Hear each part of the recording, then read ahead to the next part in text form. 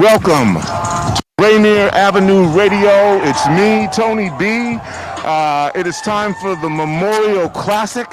Today it's Garfield from Seattle versus AC Davis from Yakima Valley. And it's just been a bunch of great games here. Every game has been exciting. After the Garfield-UC Davis game, we'll have Nooksack Valley taking on Kelso. Now, Rainier Beach was supposed to be in that game. Unfortunately, they're not able to make it. Kelso had a game that was canceled, and so we ended up saying, okay, at least the Seattle Public Schools Athletic Department, the people involved with the Memorial Classic, said, let's take these two things and put them together. So at 5 o'clock, or probably a little later because of the rain delay, we'll have that game for you as well. As you can see over here, Garfield is getting ready. The game was delayed by a lightning storm, actually. And we're getting ready to start now, probably in about 2 minutes. And we believe Mr. Rick Dupree, who will be on your play-by-play, will be joining us for the broadcast. And then over here, we've got AC Davis, all the way from Yakima, and they're getting ready. And I better get off of the field because they're going to start here pretty quickly. So, Mr. Dupree. Yes, sir. How are you? Are we ready for Mr. Dupree? We are, and I'm going to talking. take it to Rick Dupree now, and we're going to get ready for the game call.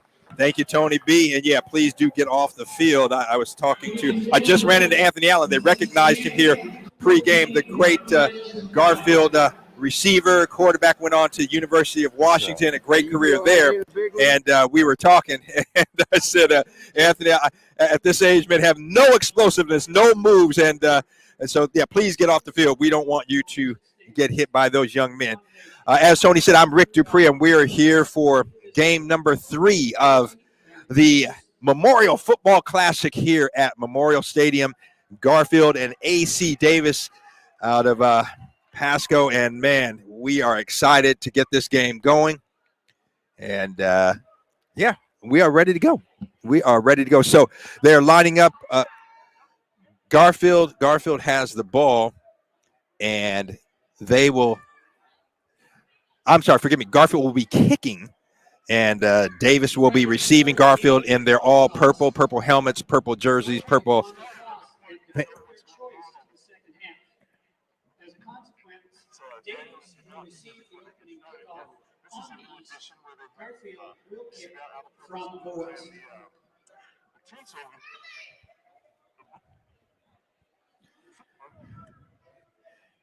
and we're losing Tony a little bit. He's on a wireless mic, and I think he's –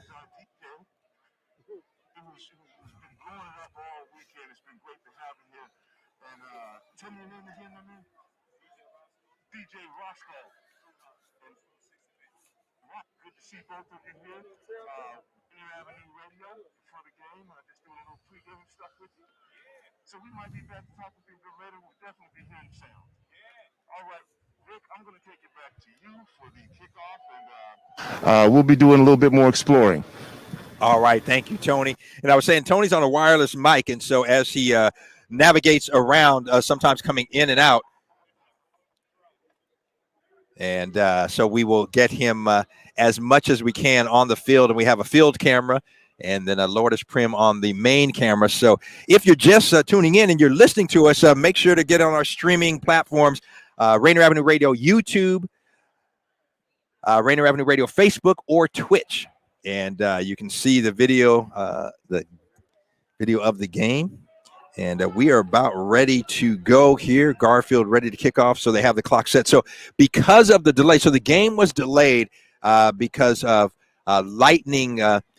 potential lightning, and so they delayed the game, and was supposed to start at 2. It's now 2:42. So they will reduce the time of each quarter from 12 minutes to 10 minutes and try to get back on track as much as possible. And obviously, this is game number 3 of 4 games. And game number 4 is Nooksack Valley and Kelso. That game coming up following this game between Garfield and Davis coming out of, I said Pasco earlier, I meant Yakima, forgive me. And so we are excited to see both of these teams here. Davis, the Pirates. And they are fielding, again, in their all-white uniforms with the orange helmets, the black face masks. And that was my thing. I tell you, when I play, want to look good, I'm looking at one of the Davis players, man. He's got the orange shoes and Nikes. They got a little black in the back. He's matching. Yes, sir. Got the orange gloves. And Garfield, of course, you can't beat, I love the purple. And me being a Garfield, my mother graduated from Garfield back in 1945, me being a Husky. And as I was mentioning a moment ago in the pregame, they recognized Anthony Allen as one of the great legends, and that he certainly was a great career at Garfield and leading them both in football, basketball, multi-sport, and track as well.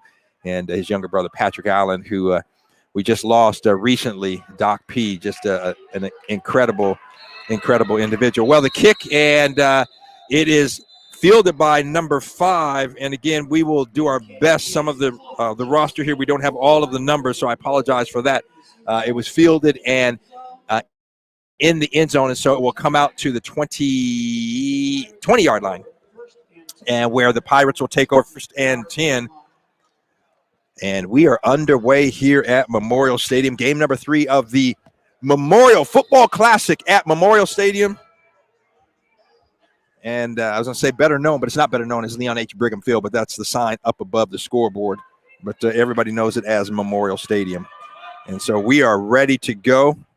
Davis in kind of a makeshift I formation, and boy, right there to make the stop for Garfield is big Troy Vigea.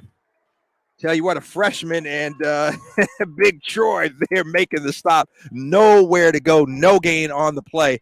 It'll be 2nd and 10 for Davis.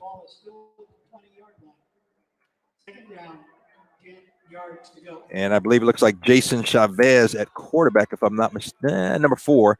Going by the roster we have here, I believe that is accurate. Chavez hands off to the running back coming across the left side. He's going to be across the 25 for a gain of about 6 out to the 26-yard line. And that was Ricardo Acevedo.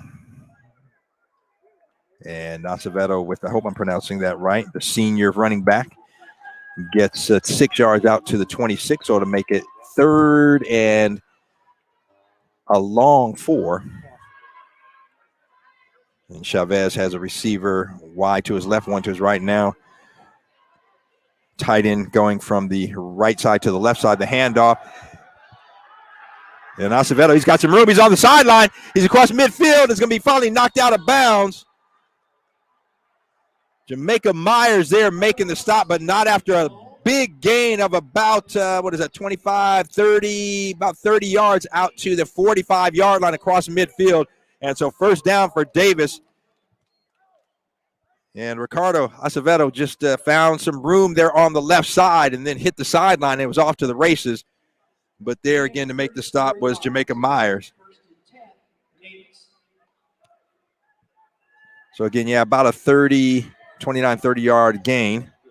So 1st and 10 for the Pirates at the Garfield 45-yard line. Acevedo again off the left side. He's got some room. He's crossed the 40, close to the first down, near the 35-yard line. So I tell you what, the Pirates have found something on their left side, the right side of the Garfield defense, and they are making some penetration, making some gains there. So a pickup of 8 down to the 37-yard line. It'll be 2nd and 8 for the Davis Pirates.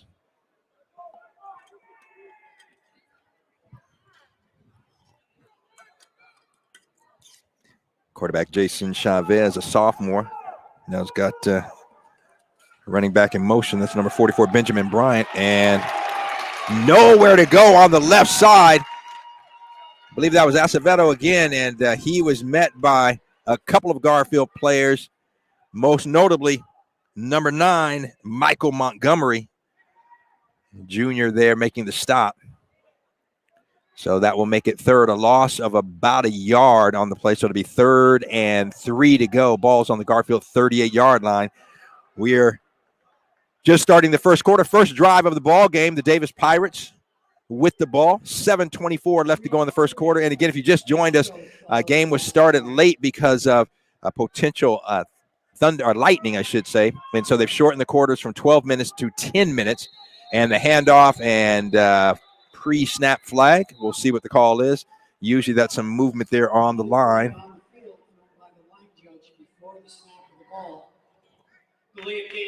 And actually delay of game. So Davis did not get the play started. And I think I'm looking at the play clock on the field, and it's at 25, and usually I believe it's at 40. So they may have shortened that down as well because of timing for the game that we were delayed here.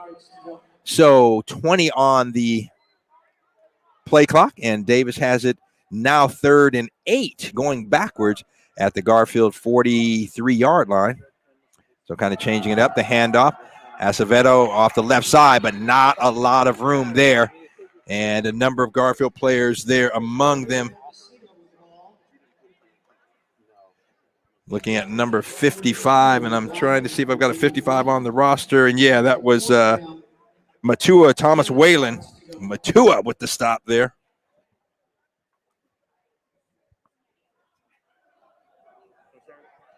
So that's going to make it 4th down. It looks like Davis is going to choose to bring the punting unit on because it's 4th and about 7 to go. And even though they're across midfield at the Garfield 42, a wise choice to punt it away. And Garfield, it looks like deep, is number 6, Jacoby Cochran Jr.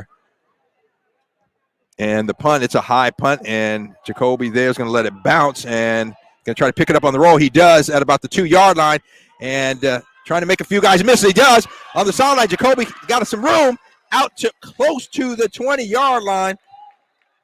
And forgive me, I said Jacoby, that was Michael Montgomery. Forgive me. And Montgomery with a nice return out to, I was thinking it was number 6, but I believe it was number 9 that got it. So Michael Montgomery takes it out to close to the 20, but looks like there's some flags down at about the original line of scrimmage. So we'll see, or line of scrimmage from the, and they're going to call a hold on both teams. So it's nullifying. So I don't know if they're going to, if they're going to kick it again, or if it will just be let the play stand. We'll see what the call is. The referee's on the 25-yard line, 20-yard line, I should say, conferring. And again, if you're listening to me, you probably are looking at our streaming platforms as well. But if not, you can catch the stream. Go to Rainier Avenue Radio, our YouTube, Facebook, or Twitch pages, and you can see the video, hear us as well. And so it looks like I would believe that's going to be offsetting. The play will stand, and Garfield will have the ball 1st and 10. Well, let's see now. They're bringing the ball back. So I don't know if they're going to have to repunt it. I think that is the case. It looks like they're going to repunt it from the line of scrimmage where the ball was at the 42-yard line. So a holding call on both teams, and we will re-kick it.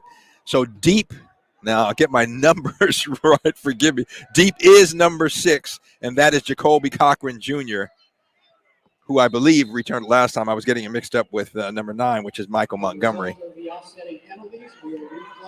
So Jacoby Cochran Jr. back to receive the punt. And it's going to go out of bounds right about the, let's say the 20-yard line is where the referee will say it went out of bounds. So the Bulldogs will take over for their first offensive possession with 5:49 left to go here in the first quarter. No score, and there's another flag.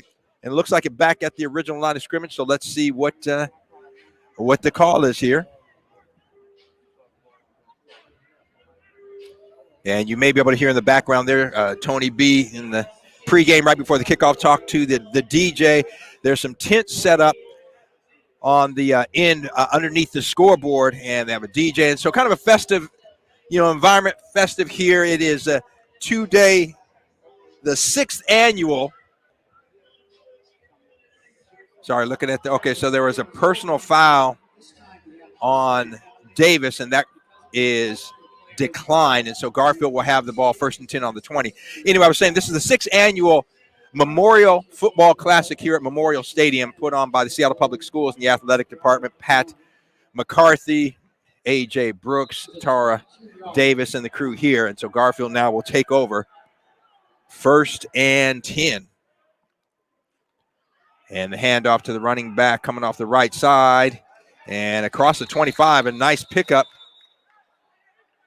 And I believe that is number 27 it is. That is Rayon Hampton.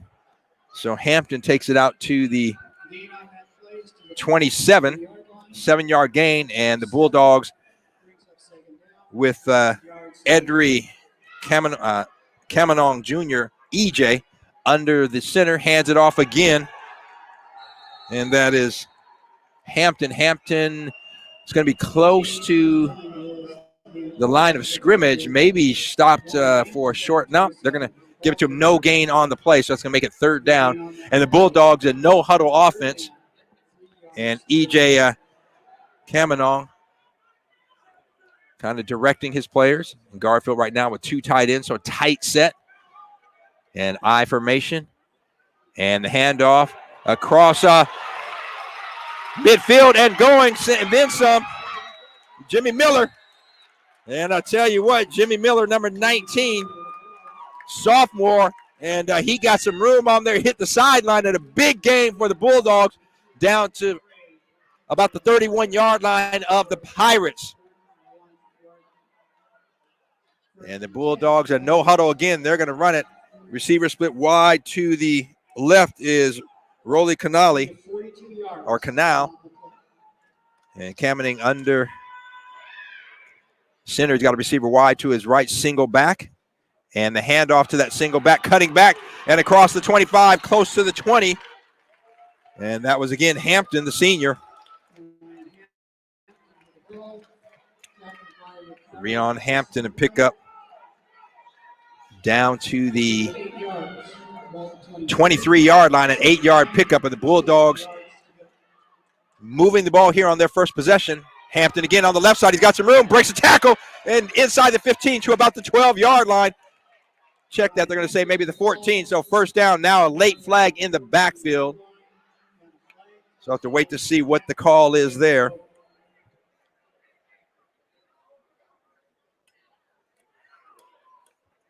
The referees at the 18-yard line with the ball, talking it over. So we'll see what they say the call is. And it looks like a personal foul on the Bulldogs, I believe. So that fine run and the 1st down, that's going to come back.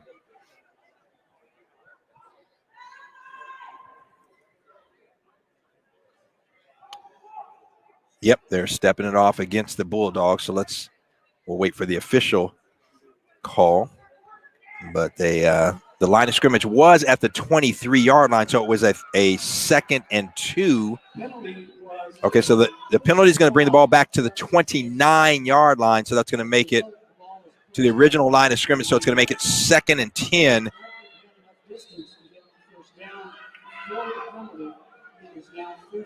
They've got to get down to about the 19-yard line for the 1st down. EJ under the center, hands it off on the left side. Again, the big sophomore. That is Jimmy Miller. And Miller, nice gain down to the across the 20. Well, let's see where they mark it. He's going to be close to the 1st down, I think a little bit short. So now they're going to bring it back out to the 23. So that's going to make it 3rd and check that 2nd. 2nd and 3.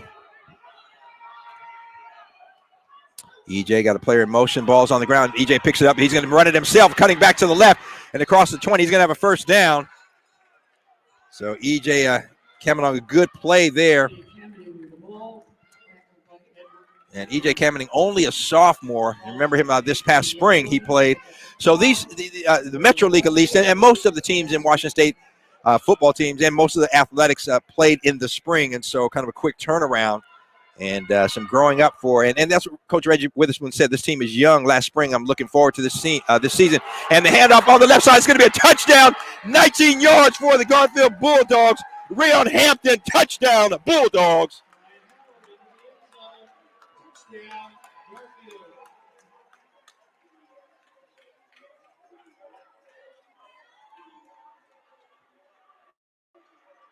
So Hampton took the ball off the left side, and there was nobody there. He broke a tackle, and then it was off to the races. 19 yards later, he's got the touchdown, and the Bulldogs have a 6-0 lead. 2:42 left to play here in the first quarter. And the Bulldogs, a well-executed drive. And I tell you what, just a methodical. The extra point, the kick is up, and it is good. And so just like that, The Garfield Bulldogs leading by a score of 7-0.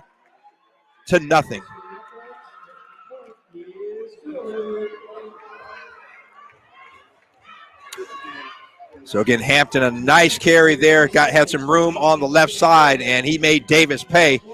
And he's showing these Garfield running backs, two of them so far we've seen, Jimmy Miller and Rion Hampton, and they're showing you, hey, you cannot tackle them with just an arm tackle. You're going to have to get, really, really step in and get lay something on them. And both of these guys running hard and looking good for the Bulldogs. So with 2:42 left to go here in quarter number one, Garfield leading, and they got to change the scoreboard, but Garfield leading Davis by a score of 7-0. AC Davis all the way from Yakima here to play in the 6th annual Memorial Classic. So a small crowd here, but Garfield actually, obviously more fans here on the side. We are on the Garfield side. And you have a smattering of fans over, I'd say maybe about 50 or so across from us from Davis. High kick is going to be fielded going in the end zone, and the Davis player will let it just run into the end zone and out of the end zone. So Davis will take over 1st and 10 on the 20-yard line, their second offensive possession. And again, if you're just joining us, you're listening to Rainier Avenue Radio's coverage of Prep football, Metro League football. We are at Memorial Stadium, the 6th annual Memorial Football Classic put on by the Seattle Public Schools, the athletic office, Pat McCarthy, Tara Davis, A.J. Brooks and the team here. Coach Reggie Witherspoon, I should say, pleased with that first drive, I would think, as Garfield just took it all the way down the field, marched it, and got that touchdown, leading it by a score of, I thought they made the extra point, but they still are not changing the score on the scoreboard, and the first down carry and nowhere to go for Ricardo Acevedo. Acevedo stopped for looks like about a 3-yard loss back to the 17-yard line. So the Bulldog defense responding to the offense, nice drive, and say, hey, we're going to keep it going here and not let Davis get anything. So it'll be 2nd and 13 for the Pirates at their own 17-yard line.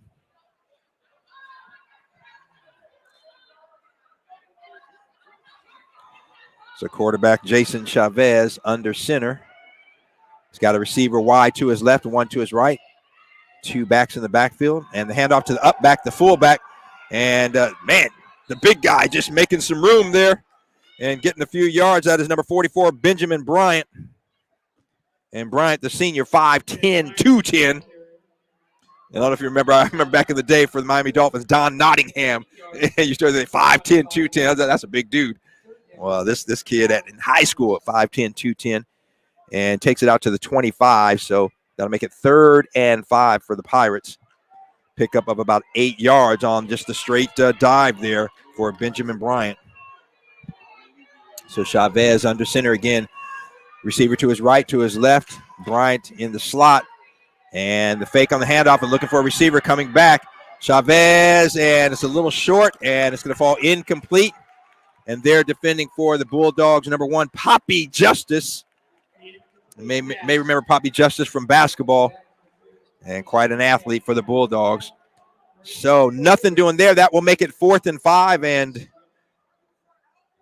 the Pirates of Davis will bring out the punting unit, and they will punt it away. Punt number 2 of the ball game. 1:08 left to go here in the first quarter. And the Bulldogs, I'm looking at the scoreboard, and I'm guessing, did the Bulldogs, I thought they made the extra point. I thought I saw the referee signal. So the punt, and it's a good one deep, and it's going to be fielded at the 42-yard line. And that is Jacoby Cochran, Jr., and he's across midfield. And let's see, they're gonna spot the ball right about the 44, it looked like. Nope, check that, the 45-yard line. So the Bulldogs will take over 1st and 10 on the Davis 45-yard line for drive number 2.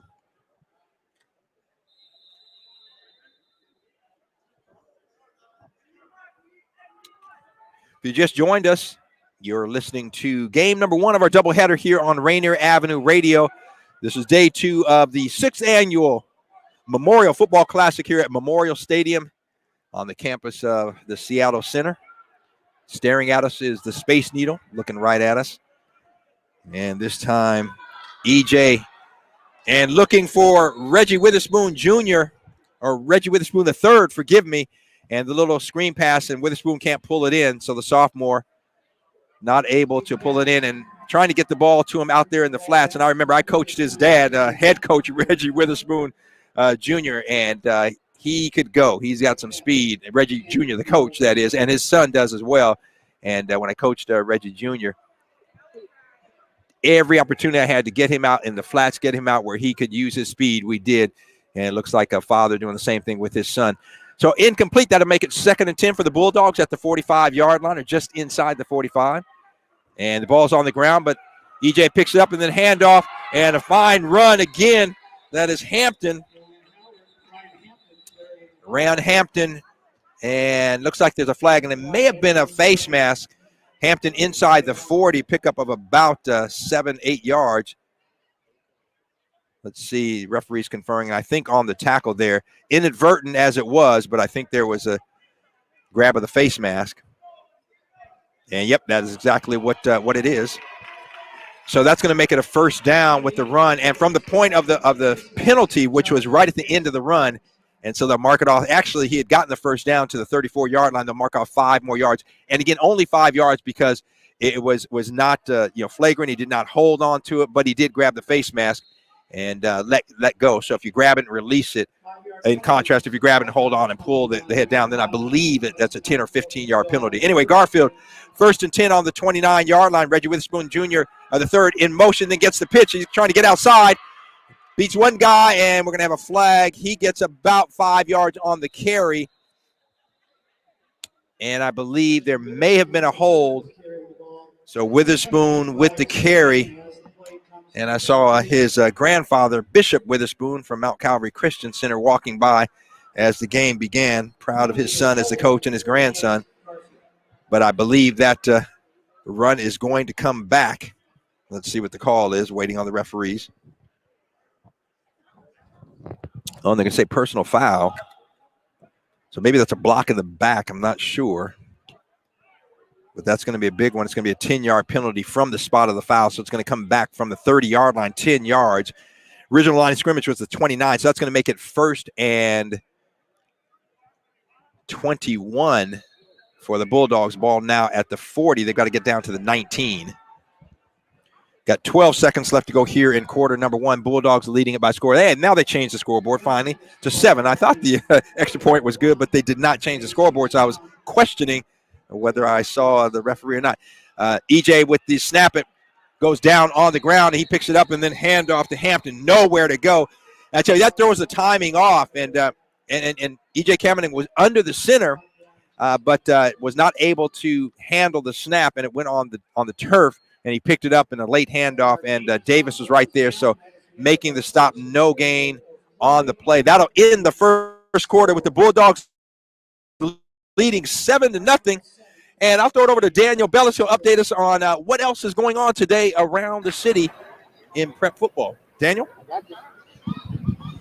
Actually, Rick, we're going to take it to Tony B. This is Tony B. It is right now 7-0. Garfield again threatening, but AC Davis all the way from Yakima coming over here to say they're ready to play. We're going to grab some interviews for you at halftime. We'll talk to the coaches. We're also going to talk to some of the Garfield Bulldog fans. If we get an opportunity, we'll talk to some of the folks Valley as well. Again, there's 10-minute quarters, and we're going to take it back to you, Mr. Dupree. Thank you, Tony B. And Tony giving us that call right from the sideline. So we appreciate it. We have the wireless mic and wireless camera. And so hang with us. You may hear a little, some spotty, just depends. We lose the signal just a little bit getting this wireless technology set up. But with that, we are having our second quarter. Second quarter started here. Thank you.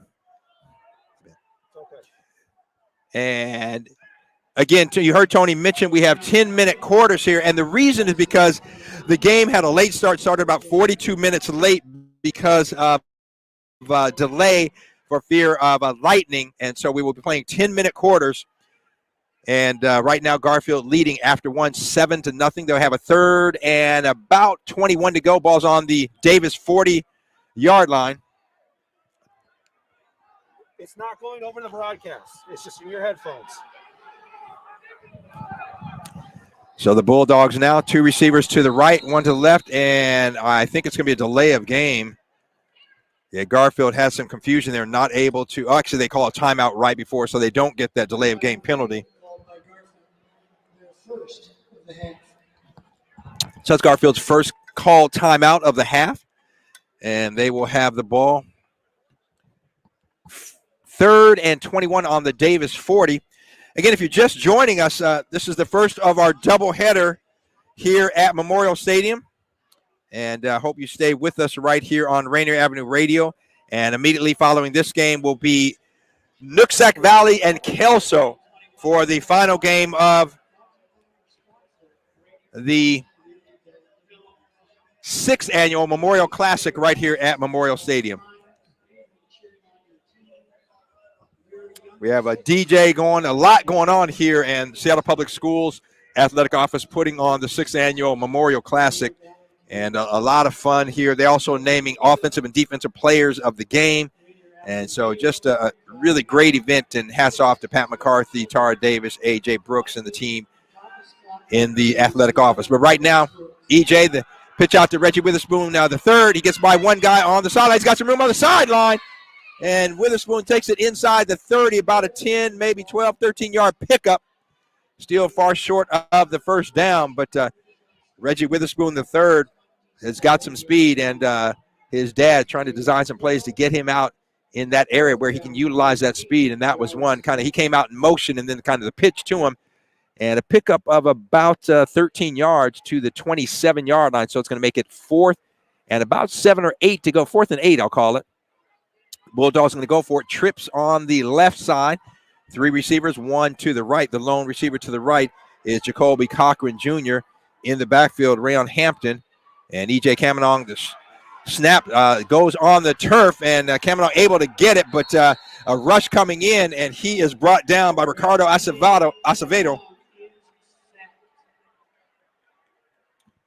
And again, just that the long snap, it's got to be perfect. You can't get it on the turf. And that time, the ball kind of rolled up to EJ, and he wasn't. He was able to field it, but that just took some time, and gave the Pirates defense a chance to get in there and put some pressure on him. So he was not even able to look for a receiver. So turnover on downs, and so now with 9:44 left to go here in the second quarter, Garfield leading by a score of 7-0. The Pirates will take over 1st and 10 on their own 32-yard line. Quarterback Jason Chavez under center. And he sends his receiver, number 80, that's Caden Ho. And coming in and making a stop, is Troy Bagea. And Bagea stops the runner for a big loss there. He just bolted through the line of scrimmage like he wasn't touched. And a loss of about 6 yards back to the 27-yard line, it looks like. So the original line of scrimmage is 32-ish. 32, about 32, 33-yard. We'll call it 32-yard line. So that's going to make it now a 2nd and about 14 to go for Davis. This time Chavez in the gun. And the handoff, and nowhere to go again. And I'll tell you what, Garfield, the defense just getting through there. Denali Dukes with the stop. And another loss back to the 25, so that's going to make it 3rd and 17 to go. So the Garfield defense, after giving up a few gains on the right side of their defensive line, they have made some adjustments, and this past couple of plays, getting penetration and getting big losses there on the runners for the Davis Pirates. 8:29 left to go here in the second quarter. Garfield leading 7-0 over Davis. And quarterback Chavez looking to his right. He's got a receiver wide open and some room, but knocked out of bounds.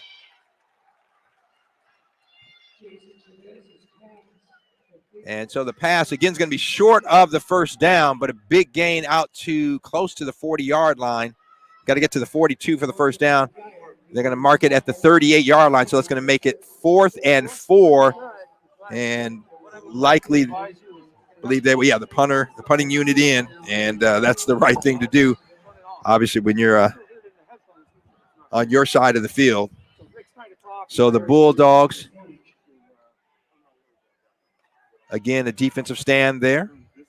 3 and out, and the punt.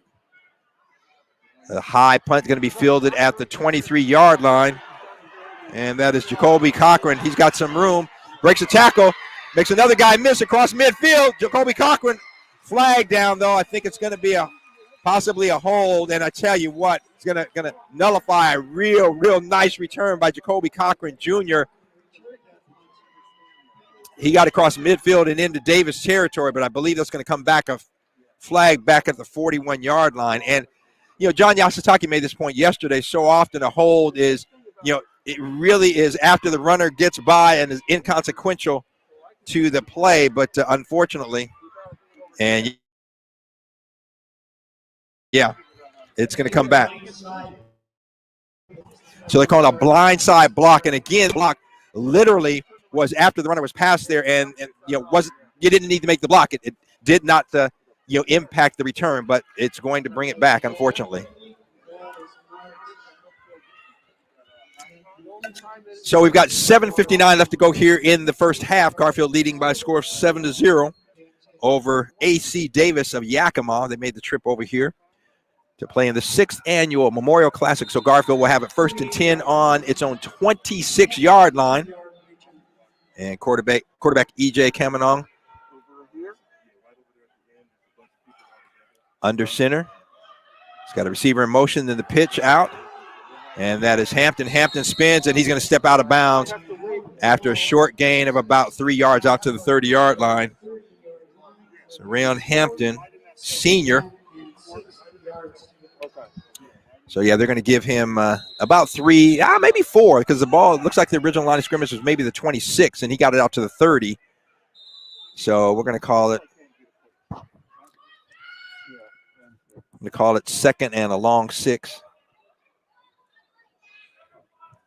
And the referees, they're resetting the clock. I think the clock, so they're trying to get that worked out here. So we've got a brief timeout, and they reset it back up from 7:40 to 7:50. So 7 minutes, 50 seconds left to go here in the first half. Garfield leading 7-0 over AC Davis. And E.J. Kamanong under center's got a receiver wide to his left, but hands it off. Ball's on the turf, and I think Davis has got it. Yes. Julian Gonzalez, number 32, with the recovery.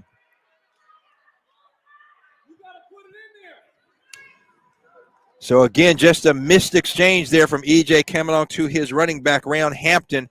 And the ball's on the turf, and Davis gets it. So they're going to have great field position on the Bulldogs' 29-yard line. See if they can take advantage of it.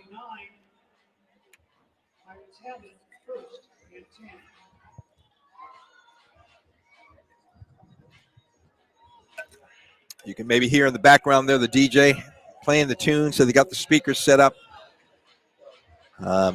behind the end zone underneath the scoreboard. Festive environment here in this 4. And this is going to be a delay of game here, I believe. They're not going to get it off before nope, they don't. So it's going to be a 5-yard penalty unless Davis called a timeout. And I think they did, yeah.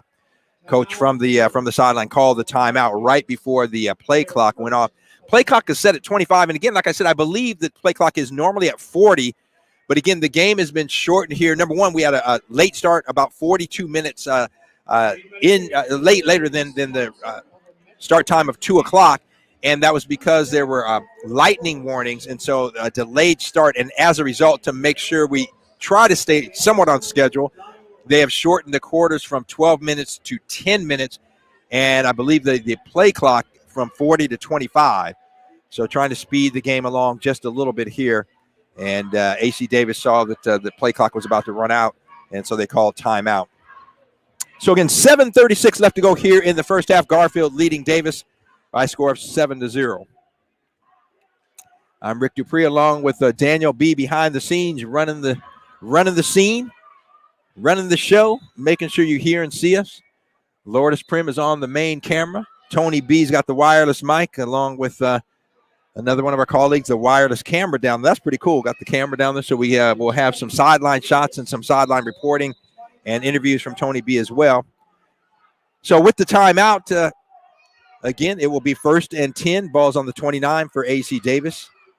And the pitch out to Acevedo, and then the halfback pass, and he's got a receiver wide open. That's Eric Navarro, and Navarro's going to take it in. Touchdown, AC Davis, but a flag is back at the 27-yard line, so it may be coming back. We will see.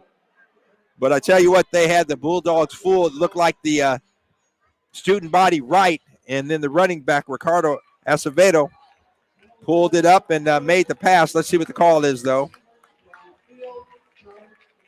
Yep, it is going to be a penalty against Davis, so that's going to come back. No score. Garfield lucky on that one because they were bamboozled on that one, let me tell you. So that's going to come back. Looks like a 10-yard. Let's see. Nope, 5-yard.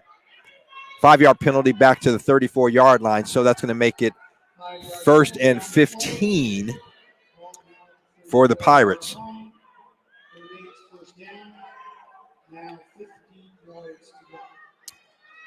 So 1st and 15 now from the 34-yard line. And the Garfield defense has been pretty stingy, but fooled on that play. The corner let his man go. Thought it was going to be a run. And so looking for the pass on the screen. Set up to the fullback. He makes a nice move. It's across the original line of scrimmage and down close to the 25. So a pickup of about close to 10 yards on that play. And that was to the big fullback, Benjamin Bryant. And Bryant a pickup down to the 26-yard line. So that's going to make it 2nd and 7 for the Pirates.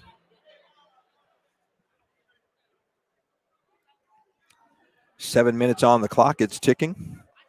Bulldogs lead it 7-0 here with, again, 6:50 left to go in the first half.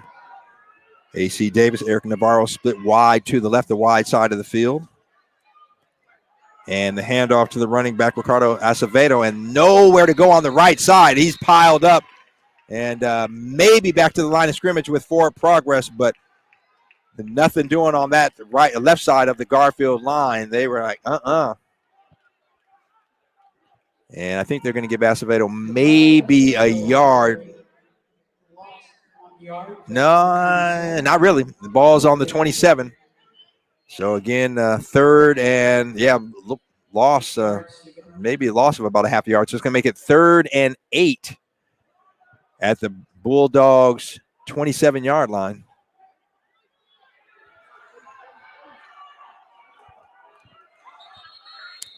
And so whistle blows, and I think another timeout. Yeah, the play clock was about to run out. So Davis with another timeout. So 5:57 left to go here in the first half. Garfield leading Davis by a score of 7-0. And don't go anywhere because following this game, we will bring you game number 2 of our doubleheader, the 4th game of the 6th annual Memorial Football Classic, I should say, right here at Memorial Stadium. And that game will feature number 1, or I should say ranked number 18 from Single A, Nooksack Valley taking on Kelso.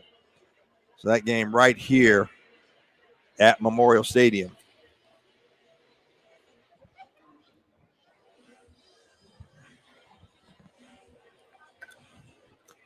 And want to also invite you to tune in to Rainier Avenue Radio Daily. We have a variety of shows, and make sure to join us. And whether it's sports or music, social justice, kids shows, foreign language shows, we got it all right here on Rainier Avenue Radio. Just tune in, as you know, to RainierAvenueRadio.world. So Davis comes back out onto the field, 3rd and 8 at the Bulldogs' 27-yard line. Quarterback Jason Chavez in the gun. He's got 2 receivers to his left. He's looking across the middle. He's got a receiver, and it's going to be picked off, but I think they're going to call pass interference. There was some tight coverage there, and I think there's going to be pass interference called on the Bulldogs. So we will wait for the call from the referees. The pass, I should say, went past the receiver and was intercepted. But again, I believe it's going to come back because it looked like there's some contact there from. Yep, that's exactly what they're going to call. So that's going to make it a first down. So they're going to bring it back to the line of scrimmage at the 27, and that should march off 10 yards. We'll see what they do.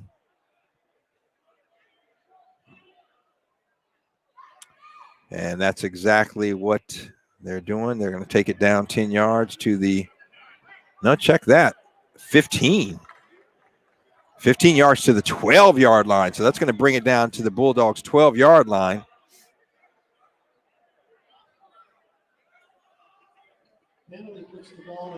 And that's going to make it first down for the Davis Pirates. Okay, looks like now the referee spotting the ball at the 13-yard line. Okay, so they're saying half the distance to the goal. That was the call and why the ball is spotted where it is. So 1st and 10 for the Pirates at the 13-yard line. The pitch back to Acevedo. And a lot of purple jerseys there. Nowhere to go on a flag as well.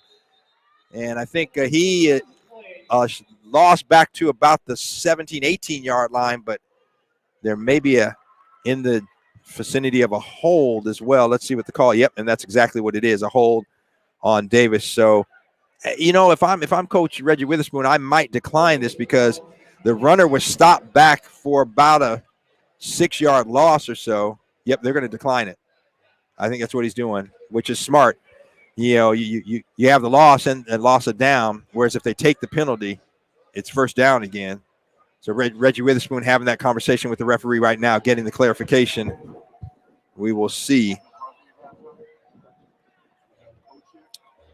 And so now it looks like I believe he's going to take the penalty.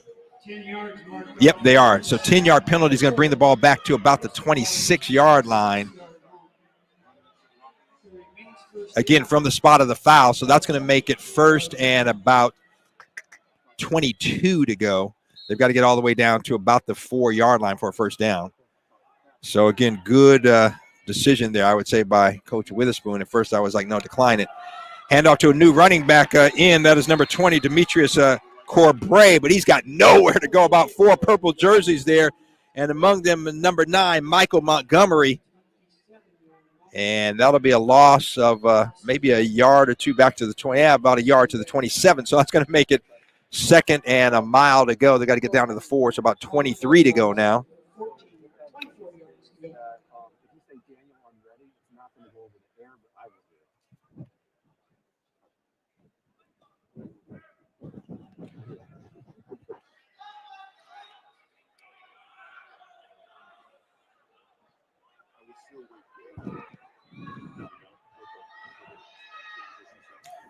So receiver in motion and quarterback Chavez in the gun. And the handoff, flags down. And the handoff goes to Julian Gonzalez. And Gonzalez, the junior running back, only a couple of yards, if that. But so right now the game getting a little bit sloppy in just regard to penalties. A lot of penalties being called here. And let's see what this one. Waiting on the referees here.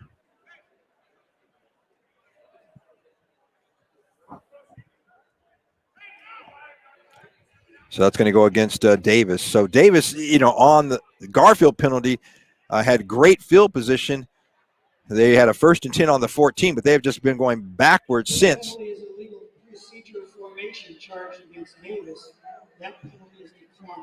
So there were 2 penalties, and one of them declined, and then one of them accepted by the Bulldogs. So let's see where they spot the ball.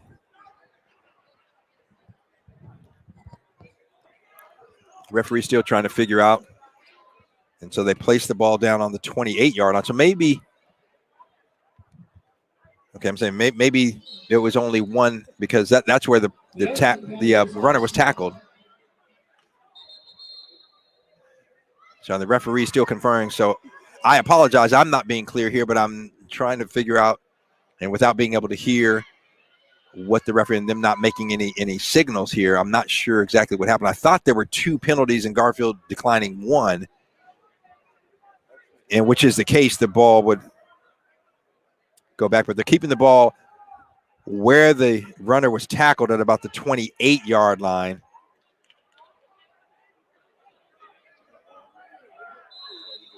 So now that's going to make it a 3rd and 24. Chavez looking for receivers, got him on the sideline, but he's going to be knocked out of bounds inside the 20 at about the 16. So still a long way to go. That's going to make it 4th and 12 at the Bulldogs 16-yard line. So I don't know. We have not seen. We'll see if Davis has a field goal kicker that is capable of potentially making what would be about a 37, 38-yard field goal. And yeah, they are. They're going to ask. Looks like the holder is going to be spotting down right between the 38, at the 38-yard line or 28-yard line, making it a 38-yard field goal. Let's check that. I said that it's at the 23-yard line, so a 33-yard attempt. Kick is up, and it is short. No good. So the Bulldogs hold. So the kick was on line, but just not enough leg strength, and it falls short. So the Bulldogs hold once again. So with 4:17 left to go in the first half, Garfield leading by a score of 7-0. Missed field goal in high school is a touchback. Ball comes back out. So again, the missed field goal, the PA announcer letting the fans know in high school is ruled as a touchback. So the Bulldogs will take over 1st and 10 on the 20-yard line.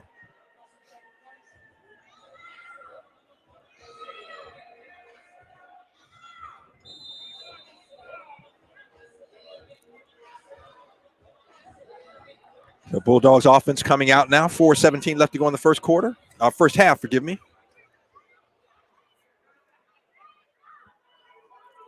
Quarterback E.J. Kamanong is going to be in the gun. He's got 3 receivers to his right, 1 to his left.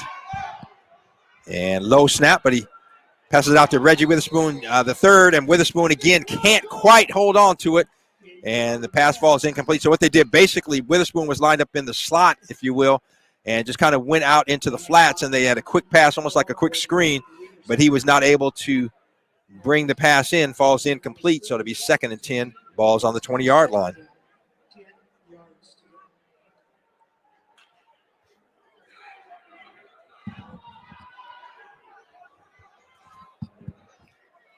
So again, Kamanong in the gun. He's got now 3 receivers to his left, 1 to his right, looking to the left.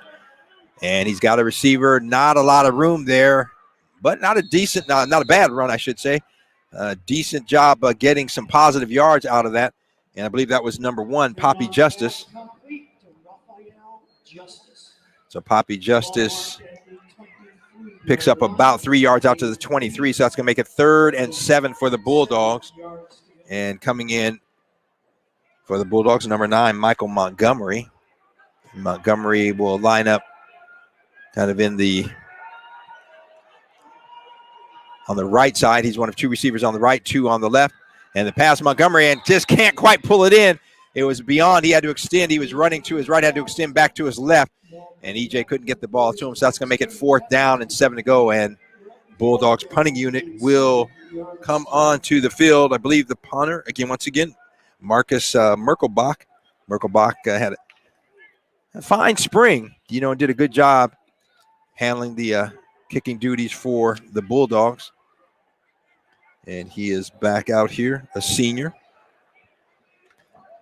He is on the 10-yard line, and he's got the ball, the kick, and it's going to hit down at about the 45, and it's going to get a great bounce inside the 35 and down right at about the 31-yard line by Reggie Witherspoon III. So Davis will take over with 3:28 left to go in the first half on their own 31-yard line, trailing 7-0 to the Garfield Bulldogs.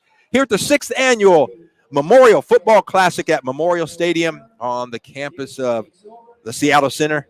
To my left is the Experience Music Project.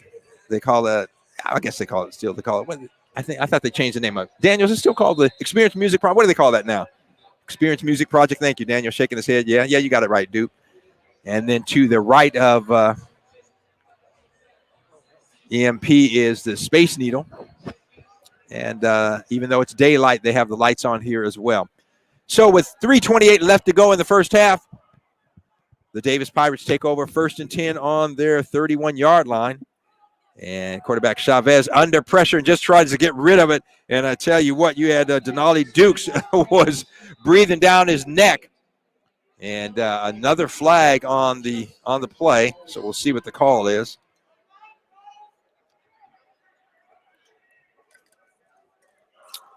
And one of the referees pointing, the lead official with the white hat, pointing to the Garfield side. I'm not sure what the call is yet, conferring with 3 of his colleagues at the 30-yard line.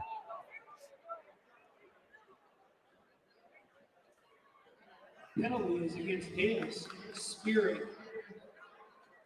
So I believe they're going to say spear. Well, only a 5-yard penalty. The referee made a signal to his head. So I'm not sure what the penalty was, but on Davis. So the ball goes back to the 26-yard line. So that's going to make it a 5-yard penalty. So it'll be 2nd and a loss of down, 2nd and 15. 15 yards to go. So Chavez under center, hands it off. And the running back breaks a tackle and then is met by Poppy Justice at about the 27-yard line. And the running back there, that was number 20, Demetrius Corbray, 5'6", 150-pound running back. And he gets it out to the 30-yard line, still short of the original line of scrimmage. So they'll make it 3rd and 11 for the Pirates at their own 30-yard line. 3:18 with the clock ticking left to go here in the first half.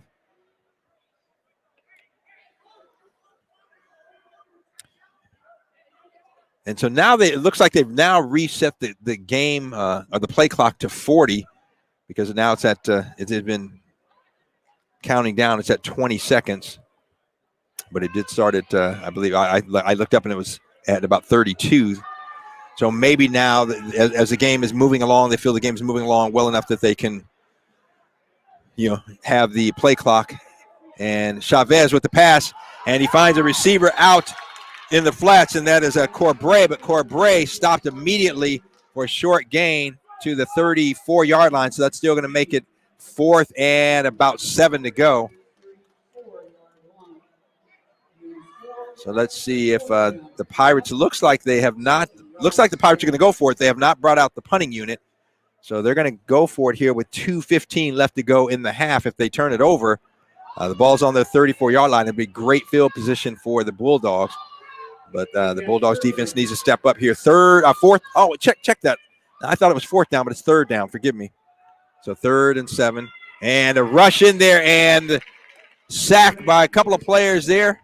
Looks like number 14 is Diamani Wright, along with number 6, I believe, Jacoby Cochran Jr. And so quarterback Jason Chavez stopped for the sack, and we got a timeout, Bulldogs. Chavez sacked back at the 29-yard line, so that's going to make it 4th and 12. And the Bulldogs, rightfully so, call a timeout. I believe that was their 2nd timeout. They've got another. And they want to have as much time as they can on the clock and try to give their offense another chance to get some points on the board before this half ends. 1:56 left to go in the first half. Bulldogs leading Davis from Yakima, the Pirates, 7-0.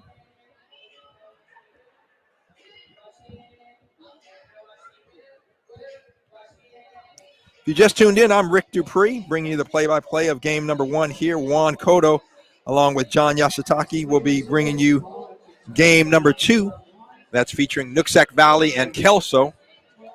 But right now, the Garfield Bulldogs and the Davis Pirates. And the Pirates will punt, and deep for Garfield on his own 41-yard line is the senior Jacoby Cochran Jr., who just the play before in on that sack of quarterback Jason Chavez. So good snap, and the punt is off, and a line drive, and Jacoby's going to field it at his 34-yard line. He's got a couple guys to beat, and he gets past one, gets past another, makes another miss across midfield. and down to about the 48-yard line. So with 1:40 left to go in the first half, the Bulldogs will take over 1st and 10 on the Davis 48-yard line. At halftime, we're going to throw it to Tony B. He is going to be, I believe, on the field potentially and trying to get a couple of interviews, and we'll give you a report there. Then Daniel B. will update you on other games today, as well as the doubleheader coming up here immediately following this game. And I'm a little confused because now I'm looking at the play clock and it's reset at 25. A few plays ago, I was looking at it and it was 30 and ticking down, over 30. So not sure, but nevertheless, 1:40 left to go in the first half. And E.J. Cameron in the gun. He's got 4 receivers to his right, 1 to his left, empty backfield. Cameron looking to his right. And he's going to find Witherspoon on the sideline. Witherspoon makes a nice catch, but he's out of bounds, unfortunately. And we've got a flag back at the 48-yard line. And my guess, when it's behind the line of scrimmage like that, it's a hold on the offense. So the referee, man, we've had quite a few penalty flags here. So the game, yep, and that's usually what it is. And it is a hold on Garfield. So that's going to be a 10-yard from the spot of the foul. Looks like the foul occurred, if I'm not mistaken, on the 48-yard line. I'll go back 10 yards from that. So that'll make it 1st and 24. Yeah, that's exactly it. So no longer is it from the line of scrimmage, but it's from the spot of the foul. And that occurred 4 yards behind the line of scrimmage. So ball goes back to the Garfield 38-yard line. Again, they started on the Davis 48-yard line. Go back to the 38-yard line. So 1st and 24. Witherspoon in motion to fake the handoff to Witherspoon, and then Hampton keeping those legs churning. I tell you what, Hampton was hit at about the 41 and kept those legs moving. Takes it all the way out to the 45. You talk about yards after contact, and about 4 there for Rayon Hampton. So that'll make it 2nd and about 17 for the Bulldogs. 1:14 left to go. Clock is moving. E.J. Cameron looking to his right. He's got a lot of time. And then to a receiver going across the middle there. That was Armani, or they call him Mani Impricit. And Mani couldn't pull it in, and the pass just beyond his reach. So ball falls incomplete. That'll make it 3rd and 17 for the Bulldogs. Ball at their own 45-yard line. 1:06 left to go here in the first half. I'm Rick Dupree bringing you the coverage, the play-by-play, right here at the 6th Annual Memorial Football Classic, put on by the Seattle Public Schools Athletic Office. And Davis of Yakima made the trip over here to face the Bulldogs. They trail 7-0 here in the first half. Cameron 3 receivers to his right, and the snap is low, and he can't field it, and it's on the ground. So Cameron went down to get it and then fell back, and the ball was still there. So, again, this is one of the things that when you have that kind of long snapper, whether it's for a punt, whether it's for a kick, field goal, extra point, or you're in the gun, it's got to be accurate. And there have been a number of times where the Garfield long snapper has just kind of dribbled it back there and not gotten it high enough for Cameron to field it. And that was the case there. So a loss back to the 41. So Garfield will be forced to punt with 34, 33, 32 seconds, the clock ticking. And Garfield is going to let it. There's 28 on the play clock. Actually, I believe the play that is the play clock on the game. So they really don't have to punt it, but they're going to high snap. But the punter brings it down, and the kick is off, and it's going to be fielded. Nope, off the bounce, going to be fielded, and nowhere to go there. And that is Jacoby Cochran Jr. He is on Demetrius Corbray like white on rice. As soon as Corbray got that ball, Cochran was there. And Jacoby Cochran Jr. with the tackle right at about the 23-yard line. So with about 11 seconds left to go, Davis will take over, and 1st and 10 for the Pirates.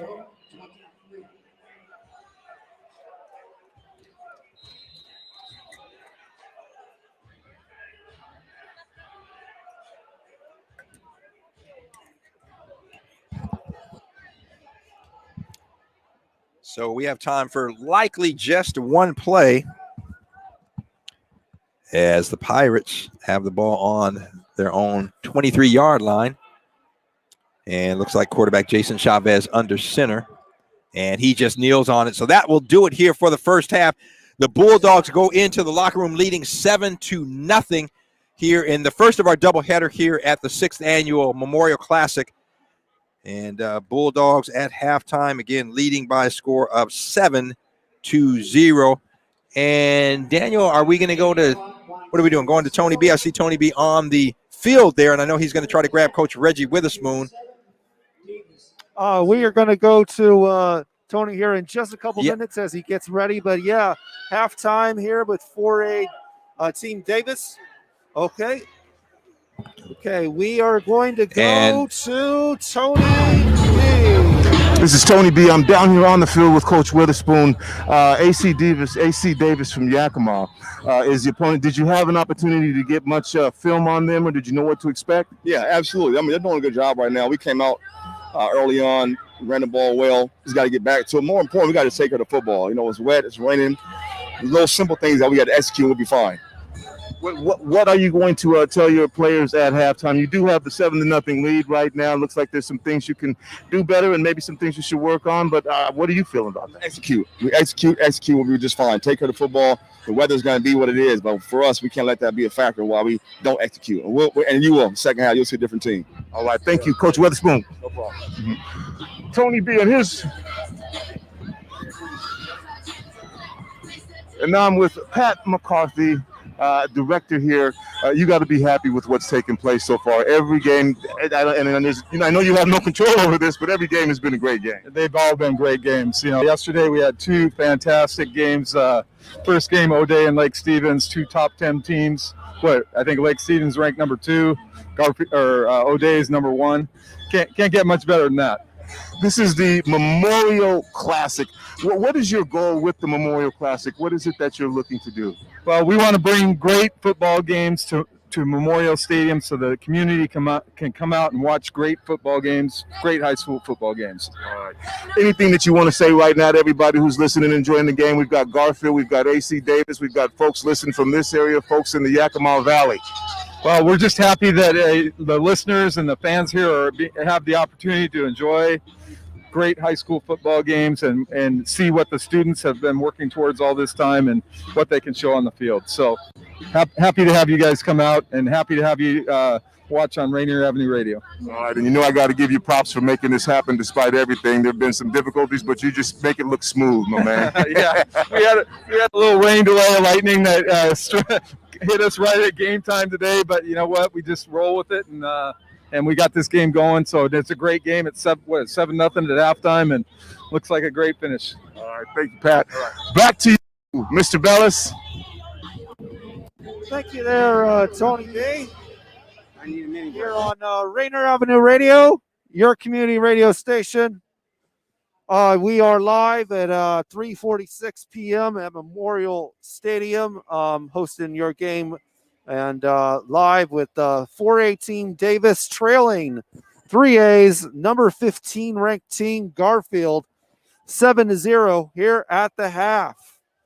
In a game of action, we will be periodically going to Tony B as he finds his next interview, but we are also looking at a recap of all the teams that have played throughout the week. And yesterday, pretty much everybody played, and played they did. In fact, number 1 O'Day went down in the first game of the Memorial Classic, losing to number 2 in 4A Lake Stevens 20-3. A blowout, handing O'Day their first loss of the season. They are now 2-1, and more than likely slip from competition right here on Rainier Avenue Radio. And in addition to that, Bellevue at number 2 pulled out a big win over number 13 Lincoln in 3A play, winning that one 56-35. Lincoln pulled a possible blowout. All right, so what we're going to do right now is we're going to go back to Tony B. He has some fans. Memorial Stadium in the North Grandstand, and I am with Ulele. Tell me, what do you think of the game so far? So far, so good. They'll make it. Okay. Now you have a couple of folks, two boys playing in the game today. Who are they so we can keep an eye on them? Number 72, Pule, and then number 74, Caleb. And who is this beautiful fan right here? This is my niece. Say hi. All right, Ulele. Now, you were very vocal before, so I'm going to give you an opportunity to talk to Garfield fans who are watching right now and tell them anything that you want to tell them. Keep the faith. They'll make it. All right. Thank you, Ulele. Let's go out here, Raj. Oh, excuse me. Let's go out here, Raj. And I'm going to find... It may or may not work.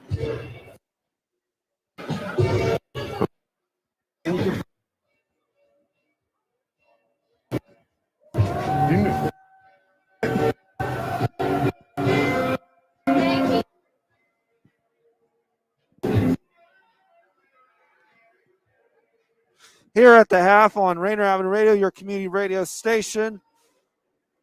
It is 3:48 p.m. Tony B going to grab another interview with the fan. But at the moment, we are going to let you know about some Metro scores that have happened yesterday.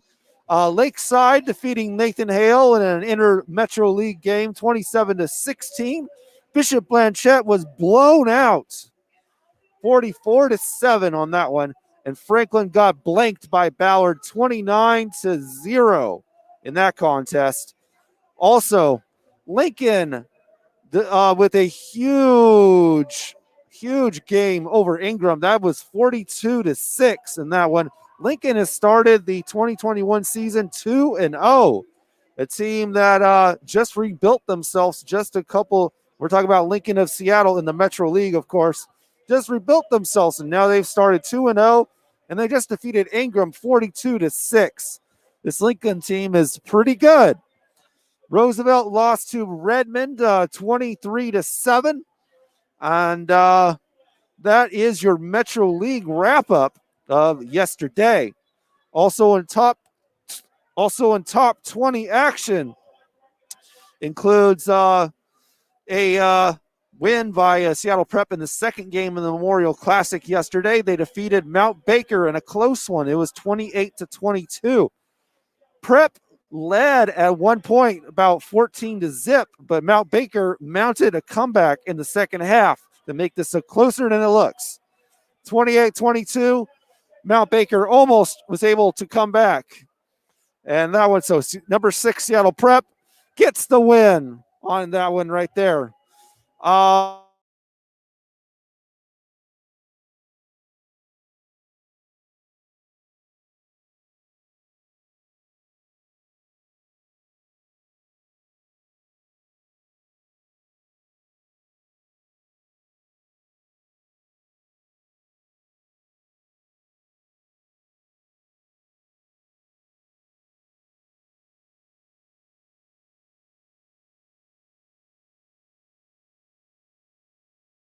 King County, and they have important announcements about lead prevention.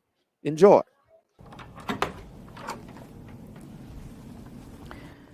Good afternoon, Abdi and Muya. Hello.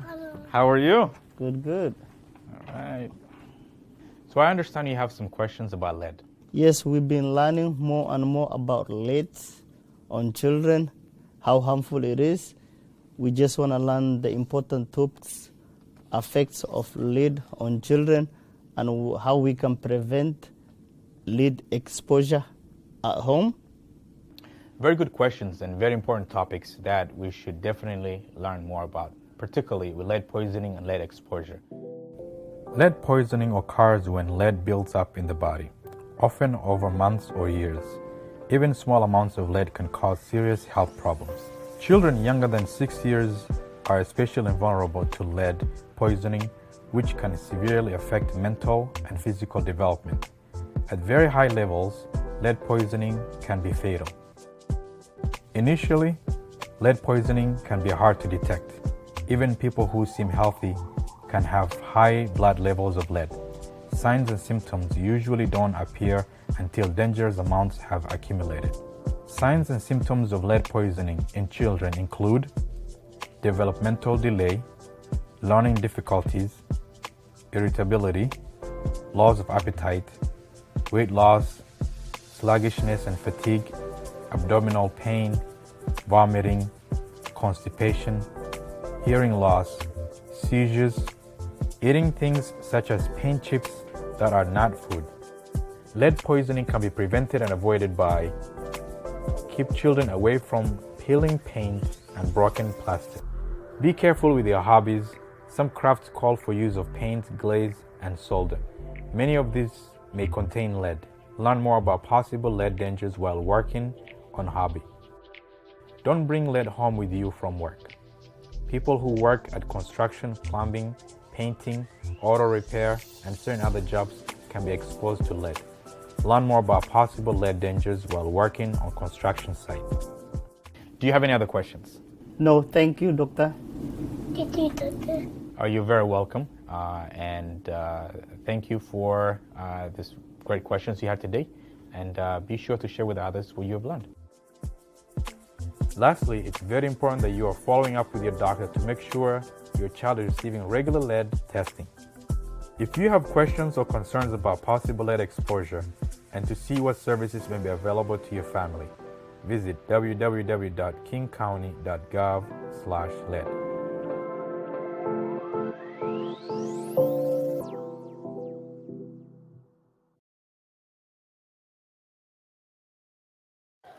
All right, thank you to our sponsors at Public Health Seattle and King County for that presentation on lead prevention right there. A very important issue, as you may have heard on the coronavirus special just on yesterday, where Tony B was ringing the fire alarm about lead prevention right here on Rainier Avenue Radio.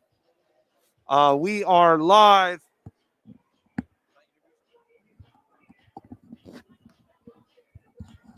We are live right here on Rainier Avenue Radio, your community radio station, 3:55 p.m.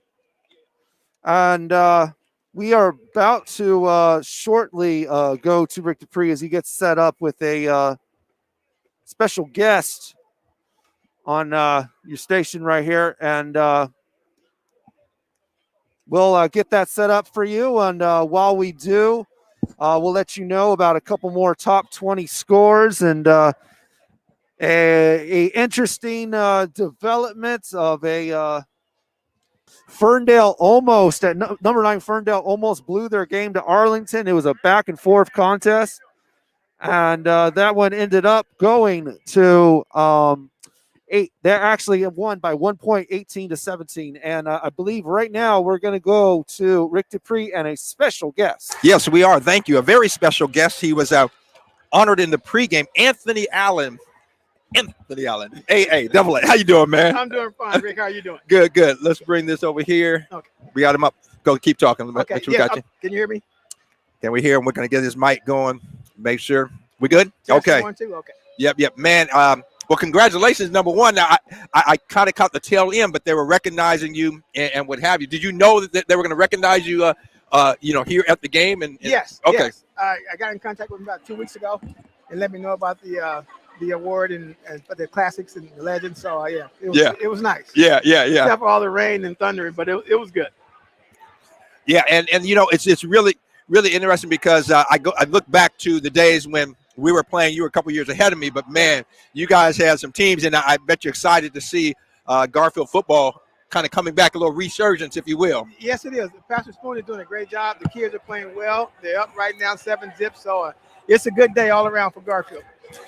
So, Anthony, talk a little bit about what it's like to get out here and to see your alma mater and to be able to cheer them on and what have you. That's got to be a fun thing. You're sporting the Husky jacket, but still got the purple on. Yeah, got a little purple in there somewhere. It's always good to watch Garfield. I mean, obviously you live and breathe Garfield, and it's always a pleasure to come watch them play football, basketball, and whatever they do. Yeah, absolutely. I think as we look back, and I'm going to turn the tables a little bit and talk about our Huskies. So, hopefully week 3 here, we can kind of turn things around. I want to see Jimmy Lake do a good job. But what's that like for you? Obviously, great career at UW, and to go back and to see your alma mater and want to make sure, see them as a powerhouse. But, talk about what that's like, being able to kind of be a part of that program and see them today. I mean, like anything else, everybody kind of have their ebbs and flows, ups and downs. Right now, the last 2 weeks we were down. We were up today 28-0 last I heard. So they're trying to get things together. Like they may have a ways to go, but you got to crawl before you can walk. They are struggling, but I think they're going to be okay. Yeah. And like you said, programs go up and down and what have you. So tell our listeners real quickly as we wrap up in just a minute. So what's going on with Anthony Allen today? What are the things you're doing and kind of how's things going for you, especially in light of this pandemic and everything we're trying to navigate through? I'm a supervisor at the grocery warehouse Safeway. Obviously, during this whole pandemic, we've done well. We've obviously had to service the stores and everything, but I'm doing well. Family's doing great. We married 34 years in a few months here and 2 great daughters, and life is good. I have no complaints at all. Man, you look the same. Oh, no. Well, like we said, we may look similar, but the body doesn't do what it used to do. It doesn't at all. Yeah. Anyway, that's Anthony Allen, the Garfield UW great. And thanks for taking time, man, to talk to us for a minute here and enjoy the second half. My pleasure, Vic. Thank you very much. All right, man. Good to see you. All right, take care, brother. Anthony Allen, one of the greats, not only at Garfield and multi-sport athlete at Garfield, if you remember, then came to the University of Washington as a quarterback and then moved into receiver and had a fine career there at the University of Washington. So we're about ready to start half number 2. We're a couple minutes away, and Garfield leading by a score of 7-0 here over Davis from Yakima. And then keep it tuned here, like I said, because this is only game 1 of our doubleheader here. And then game number 2 will feature a Nooksack Valley and Kelso right here at Memorial Stadium. This is the 6th annual Memorial Football Classic put on by Seattle Public Schools and the athletic department here. And so Pat McCarthy, Tara Davis, A.J. Brooks, and the team doing a great job. One thing to note, in this game, that they are playing 10-minute instead of 12-minute quarters, and the reason is there was about a 40-minute delay for fear of lightning, and so a late start, and so as a result, they've shortened the quarters from 12 minutes to 10 minutes.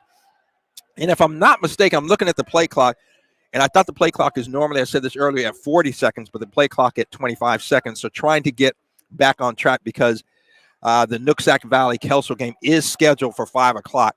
So actually being 4 o'clock, we've got a good chance that they may finish this game close to that time and be able to be back on schedule. But right now, Garfield on a 19-yard touchdown run by Rayon Hampton lead Davis by a score of 7-0 here as we begin to start quarter number 3. Also want to remind you, game number 2 will have John Yasutake calling the Juan Cota will be calling the play-by-play. John Yasutake will be bringing the color analysis for game number 2 right here at Memorial Stadium. So set to kick for Yakima. Davis of Yakima, I should say, is Deacon Strong. The senior, he's a quarterback, strong safety and kicker. Nice kick, and it's going to be fielded at the 7-yard line. I believe that's Reggie Witherspoon III. He's got a seam. He could go. You got a man to beat on the sideline, and he's going to be knocked out at about the 46-yard line. So a fine return by Reggie Witherspoon III and giving his team great field position as they start the second quarter. Or I say start the second half, I should say, the third quarter.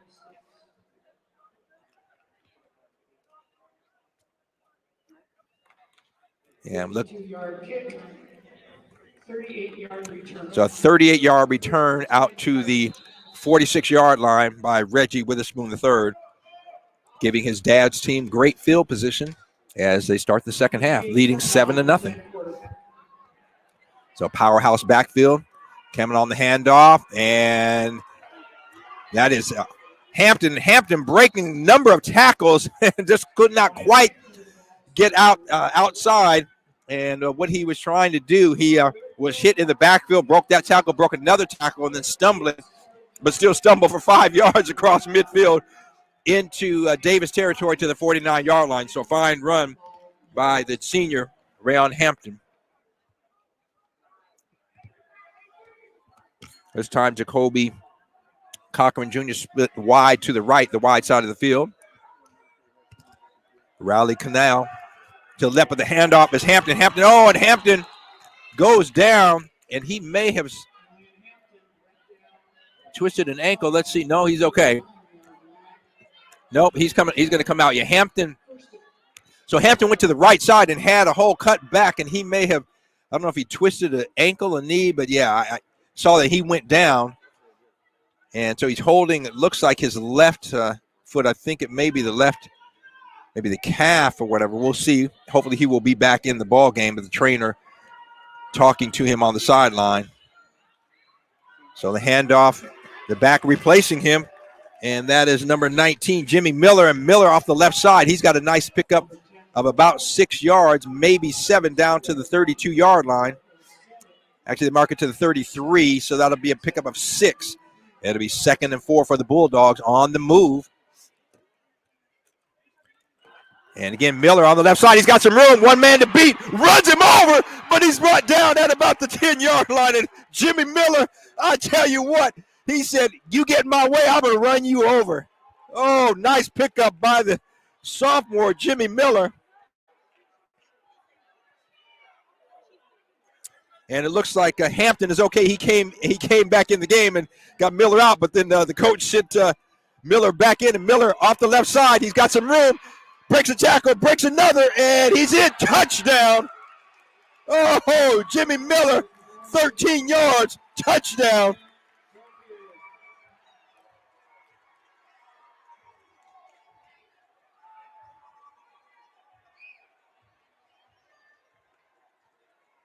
Boy, I tell you what, this young man, Jimmy Miller, they don't have the height and weight listed, but he's got some size on him. But I tell you what, he does not back away from contact. He put his head down. He ran over a couple fellas. That 13-yard touchdown run, though, had a couple guys there, and he just broke some tackles and took it in for the score. So Garfield with their first possession here in quarter number 3. Taking advantage and getting some points on the board. And the extra point. The try, the kick is up. And splits the uprights. It is good. And that is Marcus Merkelbach with the extra point. And so just like that, the Bulldogs lead it by score of 14-0 here at the start of the second half with 10:05 left to play. So I believe what they have done now, because it looks like they've gotten back on schedule, it looks like they moved it from 10-minute quarters in the first half to back to 12-minute quarters, which is normally what they play here in the second half.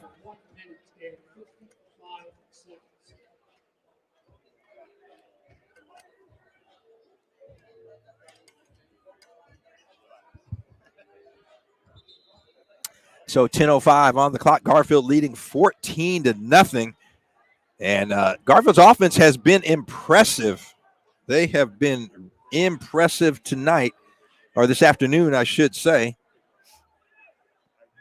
And, you know, as I'm looking at players of the game, I really like what I've seen out of Jacoby Cochran Jr. on both sides of the ball, but defensively he has made some plays, as has Troy Vagea.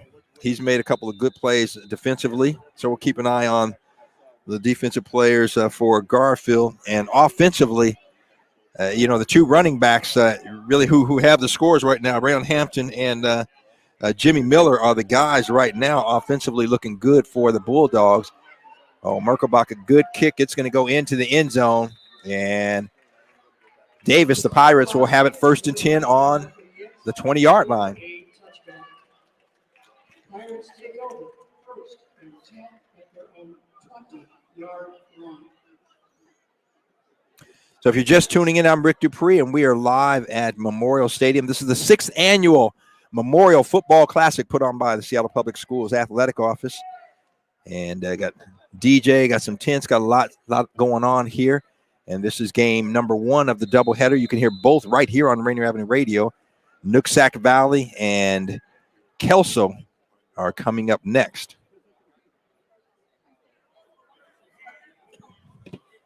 But right now, 10:05 left to go in the third quarter. Garfield leading Davis from Yakima, the Pirates, by a score of 14-0. Next one And the handoff, some running room there, breaks a tackle, and then a hit. And I think that was Ricardo Acevedo. And I believe that the flag is going to probably be targeting or spearing because, again, it looked like a Garfield player came in pretty low. And, again, you can't lead with the helmet, number one, and you have to make contact below the helmet. But actually it looks like, nope, the penalty is going to go against Davis. So I stand corrected. It's going to be a 10-yard penalty back to the 10-yard line, so that'll make it 1st and 20. I thought the tackler coming in, I thought he was coming in kind of low and led with the helmet, but I stand corrected. But again, that is a rule, and a good rule it is to protect players. You don't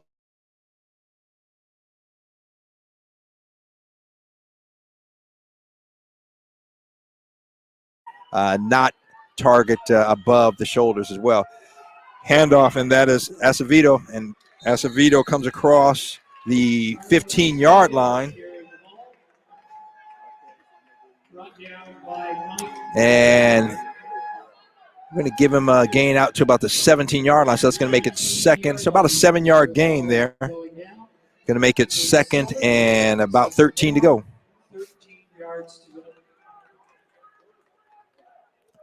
So 9:14, and the clock is ticking. Bulldogs holding a 14-0 lead over the Pirates.